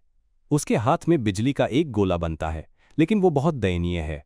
इसे तबाही का एक शानदार चकाचौंध करने वाला गोला होना चाहिए था, लेकिन इसकी जगह ये बस एक उदास टिमटिमाती हुई चिंगारी है। वो मन ही मन सोचता है, मैं चाहे कितनी भी ट्रेनिंग कर लूँ, यही मेरी लिमिट है। उसका टैलेंट तो हाई है, लेकिन उसकी माना कैपेसिटी बहुत ही कम है, और इसीलिए वो सोचता है अब इस रेस्ट्रिक्शन को टेस्ट करने का टाइम है। अपना माना रिजर्व खाली होने पर एलन अपना स्पेल बुनना शुरू करता है, लेकिन ये कोई मामूली कास्टिंग नहीं है। वो एक भूले हुए देवता के शब्द चैंट करता है। सबसे पहले रिफ्रैक्शन, बिजली की वो मामूली सी चिंगारी उसके हुक्म पर मुड़ने और ऐंठने लगती है, और उसकी प्रॉपर्टीज ही बदल रही थीं। वो एनर्जी ज़बरदस्त तरीके से घूमती है और ऐसी पावर से कड़कड़ा रही थी जो उसमें लगाए गए माना से कहीं ज़्यादा थी। और फिर रिपल्शन, ये स्पेल धड़कने लगता है जैसे फिजिक्स के सारे नियमों के खिलाफ जा रहा हो, और वो अनकंट्रोल्ड कच्ची बिजली के एक भयानक तूफान में फट पड़ता है। एक अंधी कर देने वाली रोशनी पूरी गुफा में फैल जाती है, और इवान इस जबरदस्त पावर के सामने बस अपनी आंखें ही ढक पाता है। तीसरा, ब्लू लाइट, सारी एनर्जी एक जगह इकट्ठा होकर तबाही के एक बहुत बड़े घूमते हुए गोले में बदल जाती है, जिसके सामने एलन और इवान बच्चे लग रहे थे। और आखिरी इनकैनिटेशन के लिए लाइन ऑफ डिफ्रैक्शन, वो बेबीलोनिया के पुराने हैंड साइंस करता है जो उसके ओथ ऑफ रेस्ट्रेंट की एक शर्त थी, और इस मैजिक को उसकी एब्सोल्यूट पीक पर पहुंचा देता है। एक आखिरी निर्णायक इशारे के साथ एलन उस स्पेल को अनलीश कर देता है जिसे उसने 5 टर्न्स लगाकर बड़ी बारीकी से तैयार किया था। वो इन्हांस्ड चेन लाइटनिंग एक रॉकेट की तरह आगे बढ़ती है, जैसे इंसाफ का कोई धधकता हुआ भाला हो जिसका निशाना सीधे गोलेम गार्डियंस पर था। इवान का तो मुंह खुला का खुला रह जाता है। उसने एक सिंपल सेकेंड टियर स्पेल में इतनी पावर कभी नहीं देखी थी। बिजली उन पत्थर के टाइटन्स को चीरती हुई निकल जाती है। पहले तो ऐसा लगा जैसे कोई डैमेज हुआ ही नहीं, लेकिन अगले ही पल उन गार्डियंस के पत्थर के जिस्म भरभरा कर टूटने लगते हैं। गुफा लगातार हो रही बिजली की कान फाड़ देने वाली गड़गड़ाहट से गूंज उठती है, क्योंकि वो स्पेल अभी भी अपना कहर बरपा रहा था। जब रोशनी आखिरकार खत्म होती है तो वो खतरनाक दिखने वाले गोलेम्स गायब हो चुके थे। पीछे बची थी तो बस ओजोन की महक और गुफा के फर्श पर चमकते हुए रून्स। इवान बस उस तबाही को घूरता रह जाता है। उसका दिमाग समझ ही नहीं पा रहा था कि उसने अभी अभी क्या देखा है। ये क्या बकवास है। वो अपने मास्टर की तरफ मुड़ता है। पसीने की एक बूंद उसकी कनपटी से नीचे लुढ़क रही थी। क्या आप अब तक अपनी ताकत छुपा रहे थे? एलन, जिसे कोई फर्क ही नहीं पड़ रहा था, एक सिंपल सा जवाब देता है, बिल्कुल नहीं। इवान को यकीन ही नहीं होता है, मैंने अपने 15 साल के मर्सनरी करियर में ऐसा कुछ भी नहीं देखा। क्या आपको यकीन है कि वो सिर्फ सेकंड सर्कल मैजिक था? हाँ, एलन कंफर्म करता है, और उसका एक्सप्रेशन हमेशा की तरह शांत था। लेकिन अंदर ही अंदर एलन भी शॉक में था। वो मन में सोचता है, मुझे भी नहीं पता था। गेम में तो ऐसा बिल्कुल नहीं था। उसे गेम का टर्न बेस्ड सिस्टम याद आता है। साइकेडेलिया में मैजिक को हर टर्न में हैंड साइंस या इंकैनिटेशंस के जरिए एक छोटे से बूस्ट के लिए एनहांस किया जा सकता था। इस बार मैंने चेन लाइटनिंग मैजिक को 4 इंकैनिटेशंस और हैंड साइंस के साथ पूरे 5 टर्न्स तक एनहांस किया। दूसरे शब्दों में, मैंने बस एक लार्ज स्केल लाइटनिंग स्पेल के लिए एक मैजिक सेटिंग यूज की थी, लेकिन इसके अलावा मेरी पाबंदियों की वजह से मुझे अपने हर मैजिक के लिए हैंड साइंस और इंकैनिटेशंस यूज करने ही पड़ते हैं। उस एंटिटी की बातें उसके दिमाग में गूंजती हैं। ए इंसान जिसे एक भूले हुए भगवान के इशारे और राज याद हैं, मैं तुम्हारा शुक्रिया अदा करता हूं, क्योंकि तुम ही उसकी विरासत को आगे बढ़ा रहे हो। उसे एहसास होता है ये जरूर बार बार एनहांस हुआ होगा, फिर भी वो मानता है। ये सोचना कि सेकंड सर्कल मैजिक भी ओवरकिल हो जाएगा। नतीजा मेरी उम्मीदों से कहीं ज्यादा था। इसने मुझे भी हैरान कर दिया। जैसे ही वो डंजियन से बाहर निकलते हैं, एलन राहत की सांस लेता है। हाँ, आखिर हम बाहर निकल ही आए। इवान पूरी तरह थक कर पास के एक पत्थर पर ढह जाता है। उफ, ये तो लड़ाई से भी ज्यादा थकाने वाला था। वो पीछे उस मनहूस घाटी की तरफ देखता है। आखिर किसने बनाई होगी ये इतनी अजीब जगह? सोचते हुए एलन की आंखें सिकुड़ जाती हैं। अब जब मैं सोच रहा हूं तो मेज ऑफ विस्पर का एक दूसरा नाम भी था। इसका मैप लेआउट और स्ट्रैटेजिक गाइड कम्युनिटी वेबसाइट पर पोस्ट किए गए थे। इसे एक और नाम से जाना जाता था, द मेज ऑफ पैलन। वो बड़े कैजुअल अंदाज में इवान के सवाल का जवाब देता है। पैलन नाम के एक बंदे ने इसे बनाया था। इवान की आंखें फटी की फटी रह जाती हैं। माफ कीजिएगा, आपने अभी क्या कहा? एलन अपने चक्कर खा रहे साथी को खड़ा होने में मदद करता है। मैंने कहा, चलो ईस्ट वापस चलते हैं। पिछले 3 हफ्तों में तुमने बहुत अच्छा काम किया, वो आगे कहता है, क्योंकि वापस लौटकर मुझे एक काम करना है। इवान चौंक जाता है। हैं यंग मास्टर, आप तो दिखने से ज्यादा मेहनती निकले। चलते चलते एलन गेम और इस असलियत के बीच के फर्क के बारे में सोचता रहता है। अगर मैं स्पेल के एट्रीब्यूट से मैच करता हुआ हैंड साइन चुनता हूं तो उसकी पावर बढ़ जाती है, और अगर मैं सही इनकैनेटेशन चुनता हूं तो उसकी प्रॉपर्टीज एनहांस हो जाती हैं। गेम मैकेनिक्स को तो ऐसे ही काम करना था, लेकिन गेम से अलग, जहां विजुअल्स तो सेम रहते थे और सिर्फ नंबर ऊपर जाता था। इस बार मैंने सच में नोटिस किया कि स्पेल हर इनकैनेटेशन के साथ अपनी शेप बदल रहा था। वो सोचता है, भले ही मेरा माना पूल बहुत कम है, शायद मैं ये ट्रांसफॉर्मेशन इसलिए देख पा रहा हूं क्योंकि मैं माना कंट्रोल करने में माहिर हूं। मेरा माना रिकवर होते ही मुझे इसे टेस्ट करना होगा। खैर, ये राहत की बात है कि सब ठीक ठाक निपट गया। उधर चांद की रोशनी में चोगा पहने एक रहस्यमयी परछाई अंधेरे में छिपकर सब देख रही थी। ये वही हरे बालों वाली चोगा पहने लड़की थी जो बॉल पार्टी में एलन पर नजर रख रही थी। वो बड़ी खामोशी और नज़ाकत से अपनी छिपने की जगह से छलांग लगाती है। उसे पता था कि उसे कहाँ जाना है। वो उसी लेबिरिंथ में दाखिल होती है जिसे एलन ने अभी अभी क्लियर किया था। उसके सामने पत्थर की एक बड़ी सी पटिया थी जो चमकते हुए पुराने टेक्स्ट से भरी थी। भूले हुए आउटर गॉड्स का दौर, एलानेफ एम्पायर के ग्लिफ्स। उसकी आंखें उस अजीब लिखावट को स्कैन करती हैं और उसके चेहरे पर कोई भी एक्सप्रेशन नहीं था। वो एक खास लाइन जोर से पढ़ती है जिसे इस मेज के क्रिएटर ने पीछे छोड़ा था। मेरे उस दोस्त के लिए जो अकेला रह जाएगा, कायर पैलन की तरफ से। उसके होठों पर एक हल्की, सब कुछ जानने वाली मुस्कान तैर जाती है। हाँ, वो अपना हाथ आगे बढ़ाकर उस पुरानी लिखावट को छूती है। उसके दिमाग में एक लेजेंडरी हीरो की तस्वीरें घूमने लगती हैं। वो जिसने ब्लैक थिंग्स के हमले को रोका और अल कुलाका के खिलाफ जीत हासिल की, जो शहर के लोगों के दिल खा जाते थे। Brilliant emperor Palan the great. उसे अपनी असलियत याद आती है। मुझे ये सारी नॉलेज इसलिए मिली क्योंकि एक महान मिशन दिए जाने के बाद मैं एंशिएंट लाइब्रेरी के साथ पैदा हुई थी। वो एलन के बारे में सोचती है, वो इंसान जिसे ग्रेट मून के नाम से जाना जाता है, और वो शैतानी एंटिटी जो उसके पीछे रहती है, द ब्लडी क्वीन। मैं जानती थी कि वो स्पेशल है क्योंकि ब्लडी क्वीन उसके पीछे थी, लेकिन मैंने ये उम्मीद नहीं की थी कि ग्रेट मून पैलन का दोस्त निकलेगा। और तो और, जो फ्रेज उसने फुसफुसाया था वो तो एंशिएंट लाइब्रेरी में कहीं भी मौजूद नहीं है। आखिर ये है क्या चीज? उसके होठों पर एक मुस्कान आ जाती है। रेड मून सही था। मुझे आंख बंद करके बस ऑर्डर्स फॉलो करने पर शर्म आ रही है। तभी उसे अपने पास आते हुए साथी की मौजूदगी का एहसास होता है। वो पूछती है, क्या तुम्हें इन्फॉर्मेशन मिली? नीले बालों वाला लड़का सिर झुकाकर कहता है, नहीं, डार्क वन मर चुका है। हवा में अचानक उसका सिर पूरा घूम गया। एजेंट एक भयानक और अजीब मौत के बारे में बताते हुए रिपोर्ट करता है। सुपीरियर को इससे कोई फर्क नहीं पड़ता, हमें इसे आगे की प्रोसेसिंग के लिए रिपोर्ट करना होगा। और फिर वो दोनों वापस परछाइयों में गुम हो जाते हैं। सीन जेनोनिया काउंटी में शिफ्ट होता है, जहां कालिया जेनोनिया अकेली बैठी एलन पैलाटियो के साथ हुई अपनी अजीब मुलाकात के बारे में सोच रही है।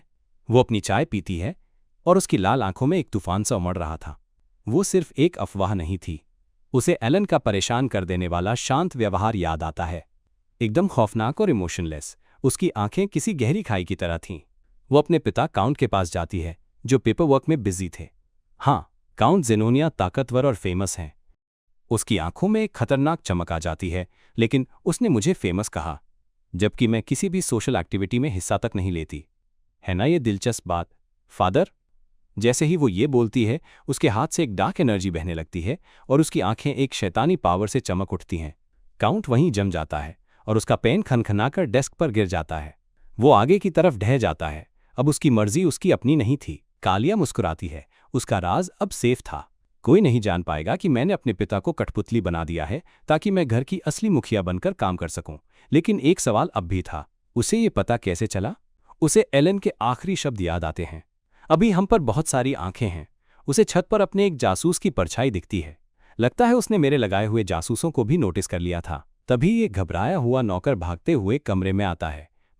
मिस कालिया, क्या बात है? वो बीच में टोकने से चिढ़कर पूछती है। नौकर हकलाते हुए कहता है, आपको अपना कमरा देखना चाहिए। अपने कमरे में उसे एक खौफनाक मंजर दिखता है। ये उसी जासूस की लाश थी जिसे एलन ने नोटिस कर लिया था और उसकी गर्दन साफ साफ टूटी हुई थी। नौकर हैरान था। जिस तरह से इसकी सील एक्टिवेट नहीं हुई, लगता है इसने कोई राज नहीं खोला। मिलते ही उसने मेरी एक बहुत बड़ी कमजोरी पकड़ ली है, वो सोचती है, और उसके चेहरे पर एक शिकारी मुस्कान फैल जाती है। कहानी अब हमें ले चलती है विशाल आल्टिया ड्यूकल एस्टेट में, जहां रात के अंधेरे में एक अकेली बग्गी आकर रुकती है। और इस बग्गी के अंदर एक तूफान उठ रहा था, आसमान में नहीं, बल्कि सबसे छोटी बेटी लोरिया आल्टिया के दिमाग में। एलन के साथ हुई अपनी हाल की मुलाकात को याद करते हुए उसके होंठों पर एक शैतानी मुस्कान आ जाती है। जैसा सोचा था, वो अपनी मुट्ठी भींचते हुए सोचती है, वो ऐसा कोई नहीं है जिसे हल्के में लिया जा सके। उसे एलन की आंखों की वो डरावनी गहराई याद आती है, एक ऐसी ठंडक जो उसके अपने पिता की आंखों को भी टक्कर दे सकती थी। अंडरवर्ल्ड का डिस्टिंग्विश्ड वन, उसकी आंखें मेरे पिता की तरह ही सर्द हैं। ये वो इंसान है जिससे मुझे कभी दुश्मनी मोल नहीं लेनी चाहिए। जब वो उससे बॉल में मिली थी तो वो उसकी आखिरी उम्मीद था, वो मेरी आखिरी उम्मीद था। लेकिन वो उसके रूखे बर्ताव को याद करते हुए सोचती है, वो जानती थी कि उसके जैसा आदमी कभी हारने वाला दांव नहीं खेलेगा। वो ऐसी कोई डील एक्सेप्ट नहीं करेगा जिससे उसे बड़ा नुकसान हो। लोरिया एक सोने के पिंजरे में फंसी राजकुमारी थी, जो गिद्धों से घिरी हुई थी। उसके 4 बड़े भाई बहन, सबसे बड़ा बेटा टिमालियन, सबसे बड़ी बेटी मैरियन, दूसरी बेटी पिरिन और दूसरा बेटा कीग, वो सांप थे जिन्होंने एक एक करके उससे सब कुछ छीन लिया था। क्योंकि मेरे चालाक भाई बहनों ने मेरी सारी दौलत और पावर छीन ली थी, मेरे पास अब कुछ भी नहीं है। वो अब तक बस अपने पिता के बचे खुचे प्यार और रहम पर जी रही थी। लेकिन अब जब वो पूरी तरह से घिर चुकी थी तो उसे कुछ समझ नहीं आ रहा था। लेकिन उसकी ये बेबसी भरी जिंदगी एक ही रात में बिखर गई। एक नौकरानी घबराहट में दरवाज़ा खोलते हुए अंदर आती है। लेडी लोरिया, हमारी सबसे छोटी लेडी वापस आ गई हैं। इससे पहले कि लोरिया कुछ समझ पाती, एक और नौकर लड़खड़ाता हुआ अंदर आता है, जो ठीक से बोल भी नहीं पा रहा था। लेडी पिरिन और कीग ने अपनी जान ले ली है। लोरिया की दुनिया जैसे जम सी जाती है। ये शब्द हवा में एक मौत की सजा की तरह गूंज रहे थे। क्या? उसका दिमाग घूम जाता है। पिरिन और कीग, वो दोनों जो पावर के 1 इंच के लिए अपने ही परिवार का गला काट दें, वो लोग तो अपने परिवार को छुरा घोंप दें और उन्होंने अपनी जान ले ली। इसका तो कोई मतलब ही नहीं बनता। एक अनजाना डर उसे घेर लेता है जब वो सवाल पूछती है जिसका जवाब वो पहले से ही जानती थी। तो फिर टिमालियन और मैरियन का क्या हुआ? नौकर डर से कांप रहे थे। उनके चेहरे भूतों की तरह सफेद पड़ गए थे और उनके मुंह से एक शब्द नहीं निकल रहा था। तभी एक और बटलर इस बुरे सपने को सच साबित कर देता है। लाल लॉर्ड टिमालियन और लेडी मैरियन मेन हॉल में। एक खौफनाक मंजर सामने आता है। दोनों सबसे बड़े भाई बहन अपनी ही महत्वाकांक्षा के शिकार हो चुके थे और उनकी लाशें किसी डरावनी कलाकृति की तरह पड़ी थीं।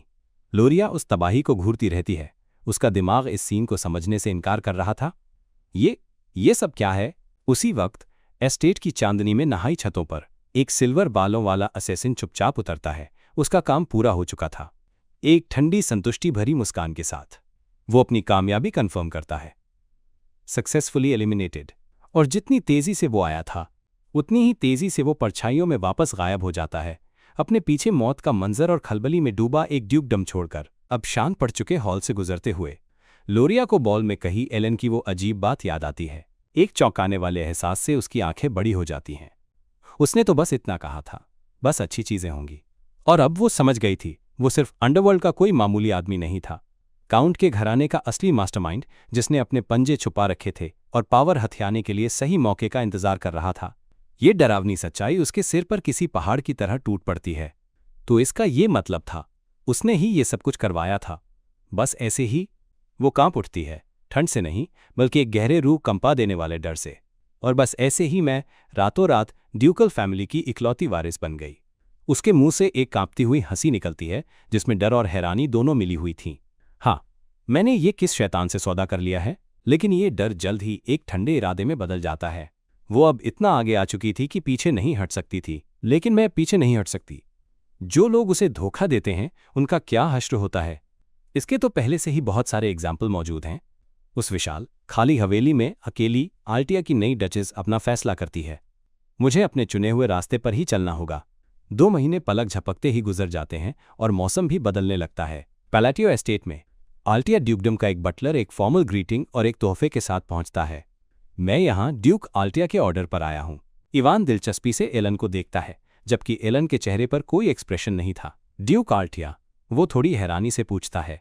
इवान वो शानदार बक्सा खोलता है और उसकी आंखें हैरानी से बड़ी हो जाती हैं। वाओ, ये तो सेनेंस वाइन की बोतल है। मैंने सुना है इसकी एक बोतल की कीमत कुछ हजार गोल्ड होती है। मैंने कभी नहीं सोचा था कि मैं इसे देख पाऊंगा। एलन कार्ड उठाता है। उसके चेहरे के भाव पढ़ना मुश्किल था। ये लोरिया की तरफ से था। उसने मेरे लिए ये क्यों भेजा होगा, वो सोचता है, और उसे थोड़ा गिल्ट महसूस होता है। मुझे बुरा लग रहा है क्योंकि मैं उसकी कोई मदद नहीं कर पाया, मामले से अनजान। एलन मैसेंजर से पूछता है, क्या तुम श्योर हो कि ये मेरे लिए है? वो आदमी अदब से झुकता है। ड्यूक ने खुद इसे तैयार किया है और मुझे आप तक पहुंचाने का ऑर्डर दिया है। ये कन्फर्मेशन सुनकर एलन को एक झटका सा लगता है। ड्यूक खुद। उसका दिमाग बिजली की तेजी से सारी कड़ियां जोड़ता है। रुको, इसका मतलब सबसे छोटी लोरिया ड्यूक बन गई है, और वाकई वो बन चुकी थी। हम नई डचेस आर्टिया को देखते हैं, जो अब कोई डरी सहमी लड़की नहीं, बल्कि एक पावरफुल औरत थी, जो पूरी लगन से अपने एस्टेट के काम संभाल रही थी। दिन भर के काम के बाद वो अंगड़ाई लेती है और उसके मुंह से एक आह निकलती है। 2 महीने कितनी जल्दी बीत गए। मेरे पिता के फ्यूनरल के बाद, जिनकी बीमारी की वजह से मौत हो गई थी, मैं सक्सेशन सेरेमनी के बाद ड्यूक बन गई। मैं तो पहले इस ऑफिस में घुस भी नहीं सकती थी। उस खूनी रात की यादें अब भी ताज़ा हैं। मेरे भाई बहनों की मौत इतनी अचानक हुई, लेकिन किसी ने मुझ पर जरा भी शक नहीं किया। उसका अलीबी एकदम परफेक्ट था। इतनी परफेक्ट किस्मत कि ऐसा लगता था जैसे इसे किसी ने प्लान किया हो। क्योंकि मेरे पास एक अलीबी था, मैं बॉल अटेंड कर रही थी। उस वक्त मेरे भाई बहनों ने मेरी सीक्रेट ऑर्गेनाइजेशन को खत्म करवा दिया था। जब मैं हवेली लौटी तो मैं सचमुच पावरलेस थी। वो काम जाती है अपनी बेबसी और एलन के उस डरावने लेकिन सटीक सॉल्यूशन को याद करके। ये बात मुझे बाद में समझ आई और मैं काफ़ी हैरान थी।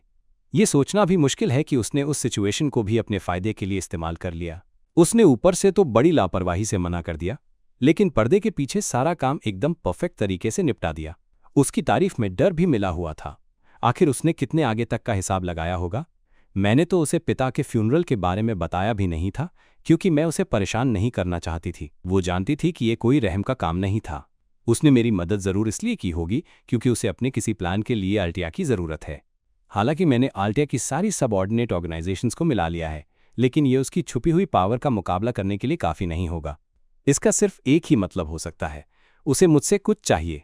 पैलेटियो, अंडरवर्ल्ड का एक बड़ा नाम जिसने सिर्फ अपने बिजनेस के दम पर अपनी पावर बढ़ाई है। अगर मेरे पास ऐसा कुछ है जो उसके पास नहीं है, तो वो है पर्दे के पीछे से पॉलिटिकल स्टेज को मैनिपुलेट करने की काबिलियत। आखिरकार वो उसके इस बड़े शतरंज के खेल में अपनी कीमत समझ जाती है।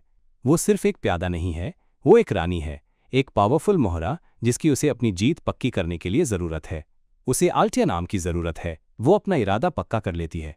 फिलहाल मुझे उस पर फोकस करना होगा जो मुझे करना है, क्योंकि डिस्टिंग्विश्ड वन जल्द ही मुझसे कांटेक्ट करेगा। आखिरकार उसके चेहरे पर एक सच्ची प्यारी सी मुस्कान आ जाती है। डचेस के तौर पर उसका पहला काम बदला लेना नहीं, बल्कि शुक्रिया अदा करना था।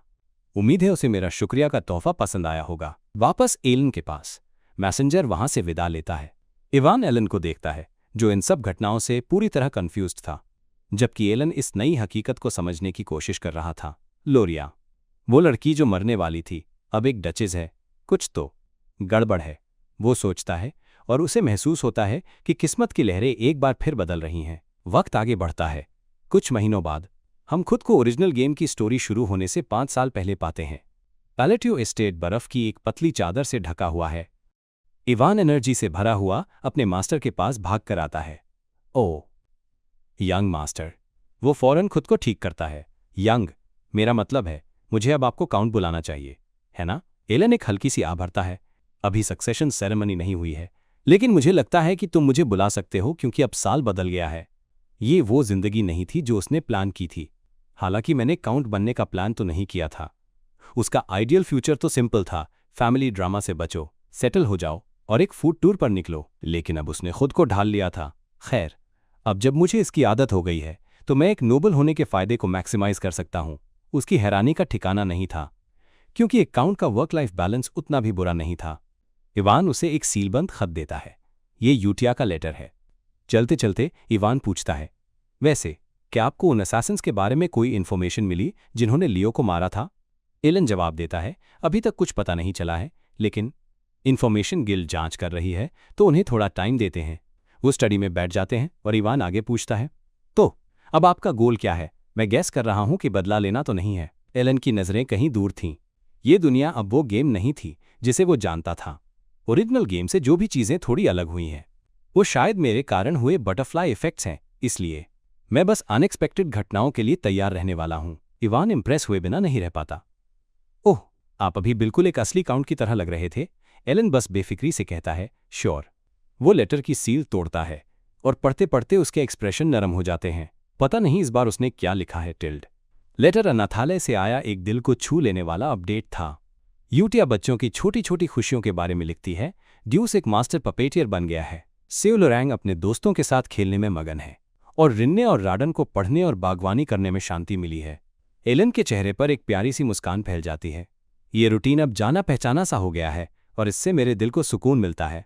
मैंने कभी उनके चेहरे नहीं देखे, लेकिन उन्हें अच्छी तरह से बड़ा होते देखकर मेरे चेहरे पर अपने आप मुस्कान आ जाती है। अचानक उसके दिमाग में एक प्रैक्टिकल ख्याल आता है। वो लेटर से नजरें उठाकर पूछता है, अब जब मैं सोच रहा हूं तो ये बच्चे कितने साल के हैं? इवान पलकें झपकाता है। ये तो अचानक था। वो अब समाज में बाहर जाने के लिए तैयार हैं। उनमें से कुछ तो अनाथालय पहले ही छोड़ चुके हैं। फिर वो एक जरूरी बात बताता है, जिन्हें आपने बचाने का ऑर्डर दिया था वो अब लगभग उसी उम्र के हैं। उनके झुकने की इमेज, जिसमें इज्जत और दुख दोनों मिले हुए थे, उसके दिमाग में कौंध जाती है। उसे थोड़ा अजीब लगता है। हाँ, ठीक है। वो एक फैसला लेता है, अब उन्हें जाने देने का वक्त आ गया है। इवान चौंक जाता है। सच में? क्या आपने उन्हें एक जगह इसलिए नहीं रखा था क्योंकि उन्हें जख्म लगे थे? एलन जवाब देता है, अब ऐसा करने की कोई वजह नहीं है। उसकी आवाज में दृढ़ता थी।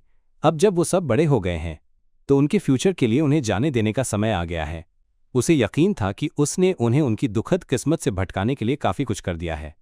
मैंने उनकी इतनी देखभाल की है कि वो डेडली सिंस के रूप में अवेकन ना हो, तो अब वो ठीक ही रहेंगे, है ना? इवान धीरे से समझते हुए सिर हिलाता है।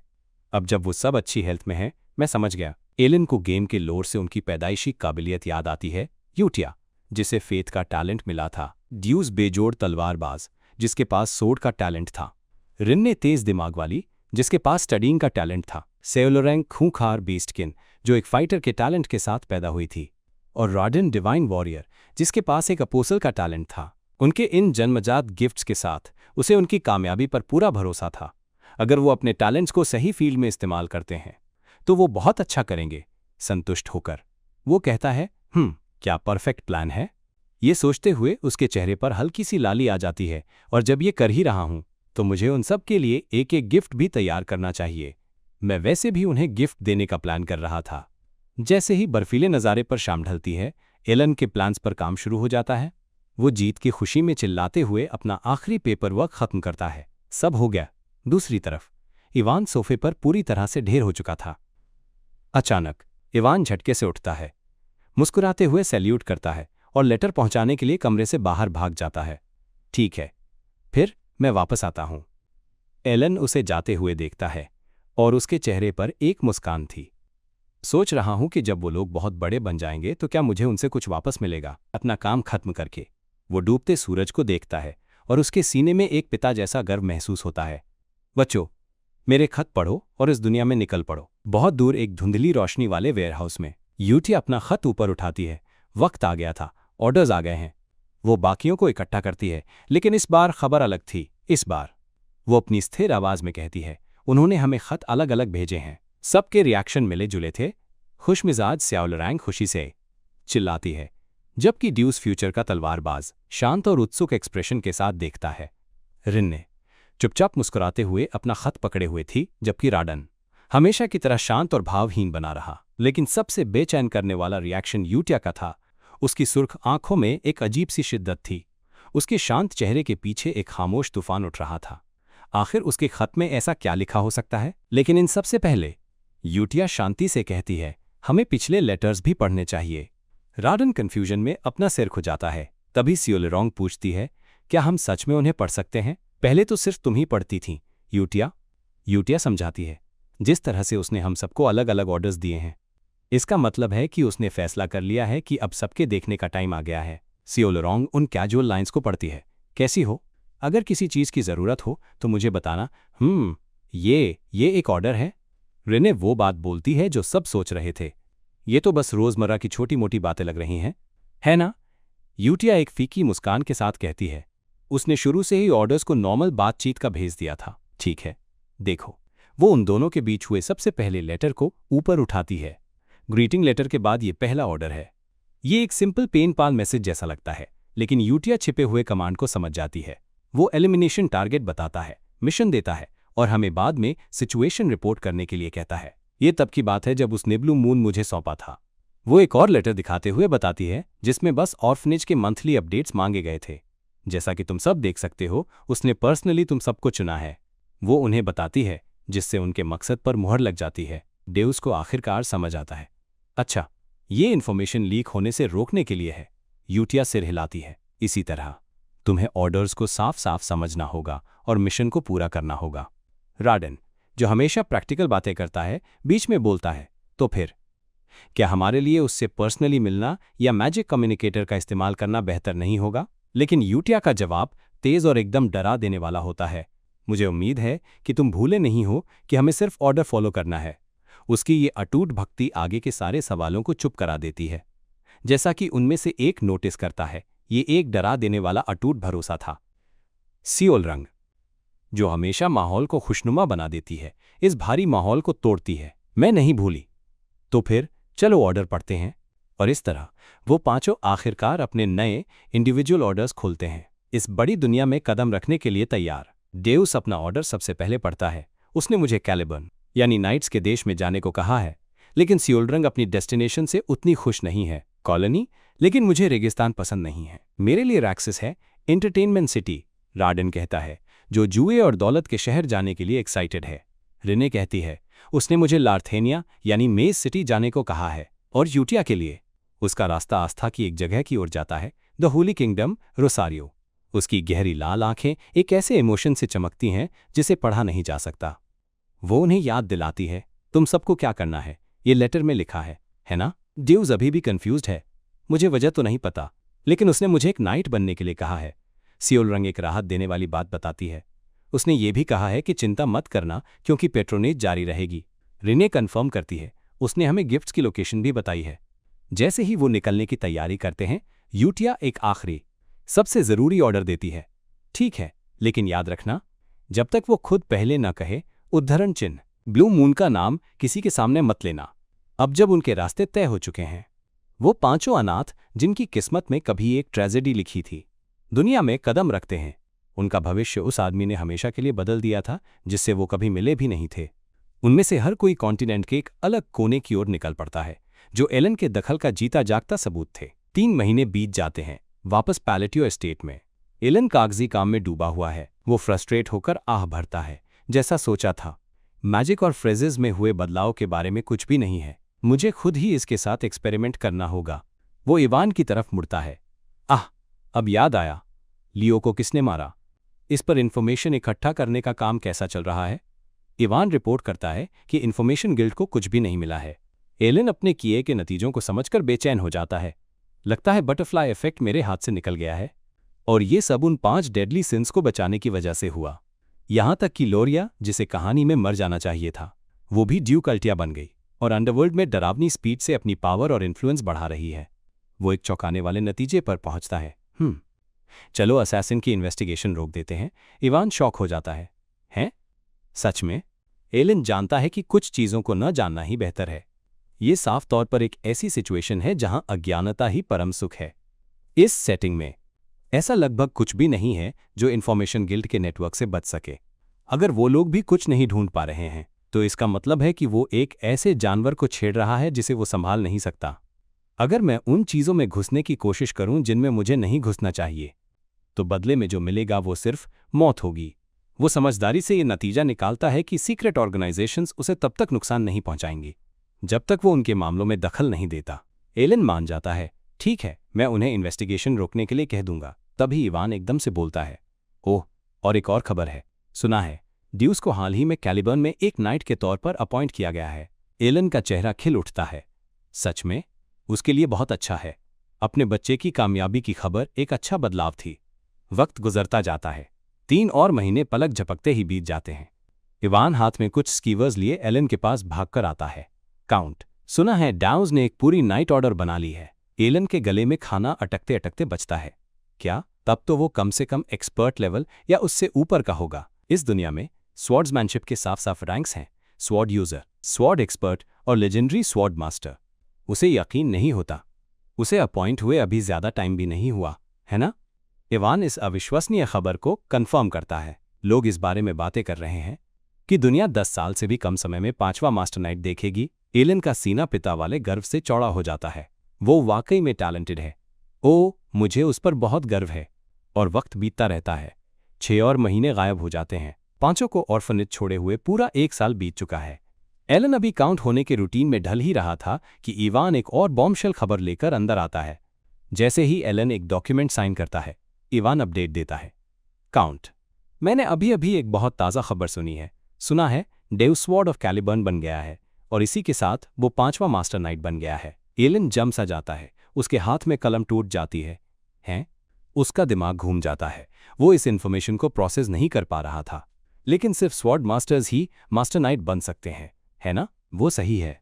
साइकेडेलिया का एक स्वॉर्ड मास्टर एक सुपर ह्यूमन होता है जो ऑरा ब्लेड से भी आगे निकल चुका हो और उसने डेरिवेशन नाम की एक यूनिक और पावरफुल एबिलिटी को अनलॉक कर लिया हो। एलिन पूरी तरह से हैरान है। और तुम कह रहे हो कि ड्यूस अब एक स्वॉर्ड मास्टर है? इवान उसे ठीक करता है। अगर और सटीक कहूं तो वो बनने वाला है। उसने अभी तक अपना डेरिवेशन नहीं बनाया है, लेकिन देश ने उसे फिर भी मास्टर नाइट का टाइटल दे दिया। उसने सिर्फ चौथे स्वॉर्ड के खिलाफ ड्यूअल जीता ही नहीं है, बल्कि कैलिबर्न ने नॉर्दर्न बारबेरियंस के हाथों अपना एक मास्टर नाइट खो भी दिया था। एलन सारी कड़ियां जोड़ता है। सही है, वो 1 दशक से भी ज्यादा समय से वॉर में है। इवान बताता है कि ये अचीवमेंट कितना क्रेजी है।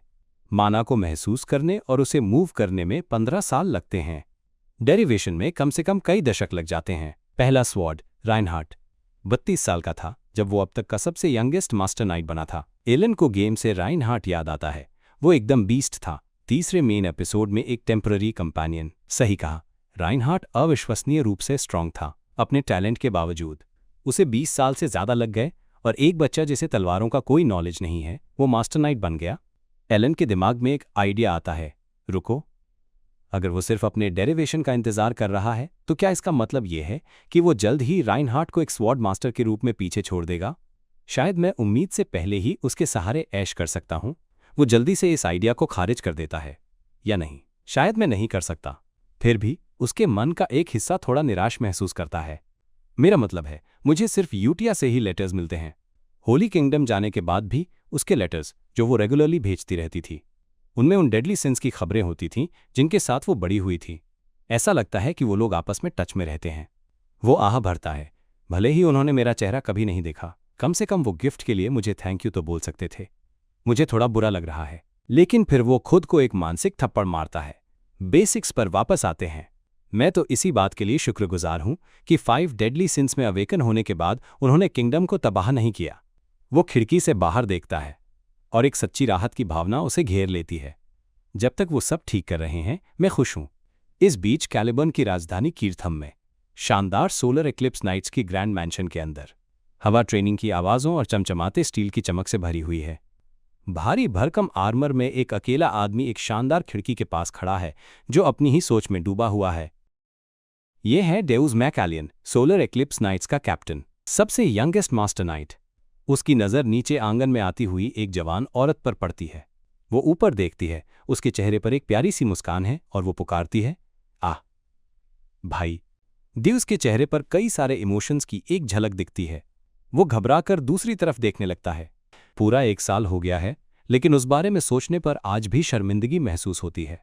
उसका दिमाग एक भयानक याद में खो जाता है जब मैंने उन काली चीज़ों के हाथों अपना सब कुछ खो दिया था। उसे याद है कि कैसे वो बेबसी से देखता रहा जब परछाई जैसे हाथों ने उसकी बहन को उससे छीन लिया था। वो याद बेकाबू गुस्से और नफरत का एक बवंडर है जिसने उसके पास उम्मीद की एक किरण के सिवा कुछ नहीं छोड़ा था। वो अंधेरे में समा गया था। उसकी हिम्मत टूट चुकी थी। एक अंधेरी कोठरी में सड़ने के लिए छोड़ दिया गया। उसने उस अकेली चीज को कसकर पकड़ रखा था जो उसके पास बची थी। तभी उसकी निराशा में एक रोशनी दिखाई दी, सिर्फ इसलिए कि ग्रेट मून ने मेरी जान बचाई थी। ये उसके प्रति अपनी वफादारी की कसम खाने के लिए काफी नहीं था, लेकिन क्योंकि उसने वादा किया था कि मैं अपने हाथों से बदला ले सकता हूं, मैंने ब्लू मून के तहत ऑर्डर्स को फॉलो किया। सालों तक उसने उनकी सीक्रेट ऑर्गेनाइजेशन के हिस्से के रूप में काम किया, खतरनाक मिशंस और क्रूड ट्रेनिंग ली। उसने कभी अपनी परवाह नहीं की, सिर्फ अपने बदले की नींव बनाने पर ध्यान दिया। और फिर उसे अपना पहला पर्सनल ऑर्डर मिला। लेटर सिंपल था, साउदर्न कैलिबर्न में एक छोटा सा होटल। मैंने वहां एक गिफ्ट छोड़ा है, जाकर देखो। वो एक्साइटेड नहीं था। वो उस लोकेशन पर यह सोचते हुए गया कि वहां आखिर क्या हो सकता है। और उस अचानक आए लेटर में उसे वो एक चीज मिली जिसे वो हमेशा के लिए खो चुका समझता था। वो एक साये की तरफ भागा, एक ऐसी याद जिसे वो हमेशा के लिए अंधेरे में खोया हुआ समझता था। वो फर्श पर झाड़ू लगाती उस लड़की की ओर भागा जो उसकी टूटी हुई आत्मा का दूसरा हिस्सा थी। ग्रेट मून की तरफ से यही असली गिफ्ट था, कोई तलवार नहीं, कोई सोना नहीं, बल्कि एक ऐसा रिश्ता जिसे वो हमेशा के लिए टूटा हुआ समझता था। वो उससे जाकर टकराता है, अपना चोगा गिरा देता है और उसे कसकर अपने सीने से लगा लेता है। उसकी बहन हैरान और अवाक उसे देखती रह जाती है। उसकी बड़ी बड़ी आंखों में आंसू भर आते हैं जब उसे इस नामुमकिन सच का एहसास होता है। और सालों में पहली बार पत्थर दिल डेउस रो पड़ता है। सारा दर्द, अकेलापन और गुस्सा आंसुओं के सैलाब में बह जाता है। उसके मन में यकीन और खुशी का तूफान मचा हुआ था। मेरी छोटी बहन, जिसे मैंने मरा हुआ समझ लिया था, वो जिंदा है। उसके गले से आवाज तक नहीं निकल रही थी, रोते हुए बस उसका नाम निकला, साइली। पीछे हटकर वो उसकी आंखों में देखता है, ये जानने के लिए कि आखिर हुआ क्या था। मेरे तुम्हें खोने के बाद क्या हुआ था? साइली, उसकी सालों पहले खोई हुई बहन, भीगी आंखों से मुस्कुराती है और वो बड़े प्यार से उसके गाल से आंसू पोंछता है। बाद में एक शांत और आरामदायक कमरे में बैठकर साइली उसे सब कुछ बताना शुरू करती है। उसकी आवाज धीमी थी, लेकिन उसमें बीते हुए कल का बोझ साफ महसूस हो रहा था। जब वो चीजें मुझे तुमसे दूर ले गई थीं। और हम एक भयानक फ्लैशबैक में पहुंच जाते हैं जहां एक अंधेरी, कई मंजिला जेल दिखाई देती है। उस अंधेरे में मुझे अपनी बारी का बहुत लंबे समय तक इंतजार करना पड़ा। उसे वो दिन याद आता है जब उसे बलि की वेदी के सामने लाया गया था। आखिरकार उसके मरने की बारी आ चुकी थी, लेकिन जैसे ही वो पूरी तरह नाउम्मीद हो चुकी थी, एक तेज रोशनी ने अंधेरे को चीर दिया और एक रहस्यमयी हाथ ने उसे खींचकर बचा लिया। वो भागने में और जिंदा रहने में कामयाब हो गई थी, पर उसकी मुश्किलें अभी खत्म नहीं हुई थी। सालों बाद वो गुलामों के सौदागरों के हाथों पकड़े जाने ही वाली थी, लेकिन इस बार इवान नाम का एक मर्सनरी बिजली की तरह वहां आ धमका। उसने उसे पकड़ने वालों को एक झटके में काट डाला और उसकी जान बचा ली। वापस प्रेजेंट में साइली बताती है, उसके बाद मुझे स्पॉन्सर से एक बहुत कीमती दवा मिली। वो एक खत दिखाती है जो उसे एलन से मिला पहला खत था। इसमें पैलेटियो नाम के अंडर उसे लगातार सपोर्ट और सेफ्टी देने का वादा किया गया था, और यहां तक कि उसके भाई बहन का भी जिक्र था। आंखों में आंसू लिए वो ड्यूस की तरफ देखती है और कहती है, उन्होंने मेरे लिए जो कुछ भी किया है, मैं उसके लिए उनकी बहुत शुक्रगुजार हूं। ड्यूस के तो होश ही उड़ गए। द ग्रेट मून, एलन पैलेटियो को ये सब पता था? उन्होंने अपने नाम के नीचे तुम्हारी हिफाजत की? उसका दिमाग घूम जाता है। एलन को ये सब कैसे पता हो सकता है? द ग्रेट मून को इस बारे में पता कैसे चला? वो अपना हाथ पकड़ लेता है और सारी बातें उसे अब समझ आने लगती हैं। मैंने तो कभी किसी को अपनी फैमिली के बारे में नहीं बताया, और यूटिया को भी बस इतना पता चला था कि ब्लैक लैम ने मुझे पकड़ लिया है। तो फिर कैसे? अचानक उसे सब कुछ समझ आ जाता है। द ग्रेट मून सिर्फ पावरफुल नहीं है, वो सब कुछ जानता है। जैसे किसी पजल के सारे टुकड़े अपनी जगह पर फिट हो गए हों। उसके मन में अपने रहस्यमयी मददगार को लेकर जितने भी सवाल और शक थे, वो सब एक पल में गायब हो गए। अब जाकर उसे यूटिया की अटूट, लगभग दीवानगी भरी भक्ति का कारण समझ आया। वो कोई बेचैनी नहीं थी, वो जानकारी थी। उसे सब पता था। उसे यूटिया की बातें याद आती हैं जो उस वक्त उसे समझ नहीं आई थीं। एक तलवार खुद के लिए नहीं सोच सकती, है ना? ड्यूस को एक झटके में सच्चाई का एहसास होता है, लेकिन बेवकूफ तो मैं खुद था। और वो उस दिन के फ्लैशबैक में चला जाता है जब द ग्रेट मून ने उसे अपना नया मिशन दिया था। उसे अपने मददगार के शब्द याद आते हैं, जो उस वक्त उसे बस एक हिम्मत देने वाली बात लगी थी। वो वादा कि अच्छी चीजें होंगी। शुक्रगुजारी का एक आंसू उसकी आंख से निकल आता है। उन्हें पहले से सब कुछ पता था, और वो उस बच्चे को हिंट दे रहे थे जो अकेले जिंदा रहने के लिए छूट गया था। साइली उसकी अचानक खामोशी देखकर चिंता से पूछती है, भाई? ड्यूस तसल्ली देने के लिए अपना हाथ उसके सिर पर रखता है। उसने शक किया था, एक नाफरमान तलवार की तरह अपनी मनमानी की थी, लेकिन द ग्रेट मून ने उस पर सिर्फ दरियादिली और रहम दिखाया था। ड्यूस को अब जाकर उस आदमी के प्लान्स की गहराई समझ आती है। एलन सिर्फ एक स्पॉन्सर नहीं है, वो एक भगवान जैसी हस्ती है जो उनकी किस्मत के साथ शतरंज खेल रहा है और उनकी खुशियों को पक्का कर रहा है। सालों तक ड्यूस के मन में नफरत और बदले के सिवा कुछ नहीं था, पर अब मेरी फैमिली का जिंदा रहना ही मेरे लिए सबसे बड़ा तोहफा है। अपनी बहन की खुश, बेफिक्र मुस्कान को दोबारा देखना एक ऐसा खजाना था जिसके बारे में उसने कभी सोचा भी नहीं था। अब वो यूटिया को पूरी तरह समझ गया था। वो सोचता है, तुम्हें भी जल्द ही समझ आ जाएगा कि मैं उस आदमी को क्यों फॉलो करता हूं। यूटिया का विश्वास अंधा नहीं था, उसने इसे कमाया था। और अब ड्यूस का विश्वास भी वैसा ही है। मुझे उनका एहसान चुकाना होगा। उसका बदला लेने का पर्सनल मिशन अब खत्म हो चुका है। उसकी जगह एक नया और ज्यादा बड़ा मिशन ले लेता है, कैलिबर्न का मास्टर नाइट बनना, जो पावर का सबसे ऊंचा मुकाम है, और अपना एक personal night order banana, the solar eclipse, जिसमें पूरे कॉन्टिनेंट के सबसे महान तलवारबाज होंगे। वापस प्रेजेंट में ड्यूस उसी ऑर्डर के कैप्टन के तौर पर खड़ा है। उसका एक साथी पास आता है। कैप्टन, वक्त हो गया है। अपने राइट हैंड मैन के साथ ड्यूस अपने वफादार नाइट्स की कतारों के पास से गुजरता है। ये अभियान सोलर एक्लिप्स के लिए पहला कदम साबित होगा। सोलर एक्लिप्स के नाइट्स अटेंशन में खड़े हैं। उनकी वफादारी और ताकत ड्यूस के शानदार सफर का सबूत है। उसका इरादा पक्का है। मुझे परवाह नहीं कि आगे कोई भी मुश्किल आए। वो उसे तोहफे में मिली लेजेंडरी तलवार की मूठ पकड़ता है। मैं उस दिन का इंतजार करूंगा जब मैं अपना शुक्रिया अदा कर सकूं और साथ में एक ऐसा इनाम दे सकूं जो उन्हें संतुष्ट कर दे। अपनी तलवार को ऊपर उठाए, एक पर्पल ऑरा में नहाया हुआ। ड्यूस अब सिर्फ बदले का एक जरिया नहीं है, वो एक सच्चा नाइट है जो अपना मकसद पूरा करने के लिए तैयार है। और इस तरह सोलर एक्लिप्स नाइट्स बर्फीले नॉर्थ की तरफ अपना मार्च शुरू करते हैं ताकि बारबेरियन की फौजों से लड़ सकें, जो उनका पहला असली टेस्ट है। उधर इस बर्फीले बैटलफील्ड से कोसों दूर एलन कुछ सुकून के पल बिता रहा है। फुआ टिल्ड कितना सुकून है। वो अंगड़ाई लेते हुए एक पत्थर की दीवार से टिककर बैठ जाता है। उसके चारों ओर किताबें बिखरी हैं, शायद इसलिए क्योंकि मेरे सारे बच्चे अब बड़े हो गए हैं टिल्ड। लेकिन उसका ये सुकून का पल हवा के एक तेज झोंके से टूट जाता है जो उसके कीमती रिसर्च नोट्स को बिखेर देता है। अरे नहीं, ये सब तो उड़े जा रहे हैं। वो चिल्लाता है और उड़ते हुए कागजों को पकड़ने के लिए हाथ पैर मारता है।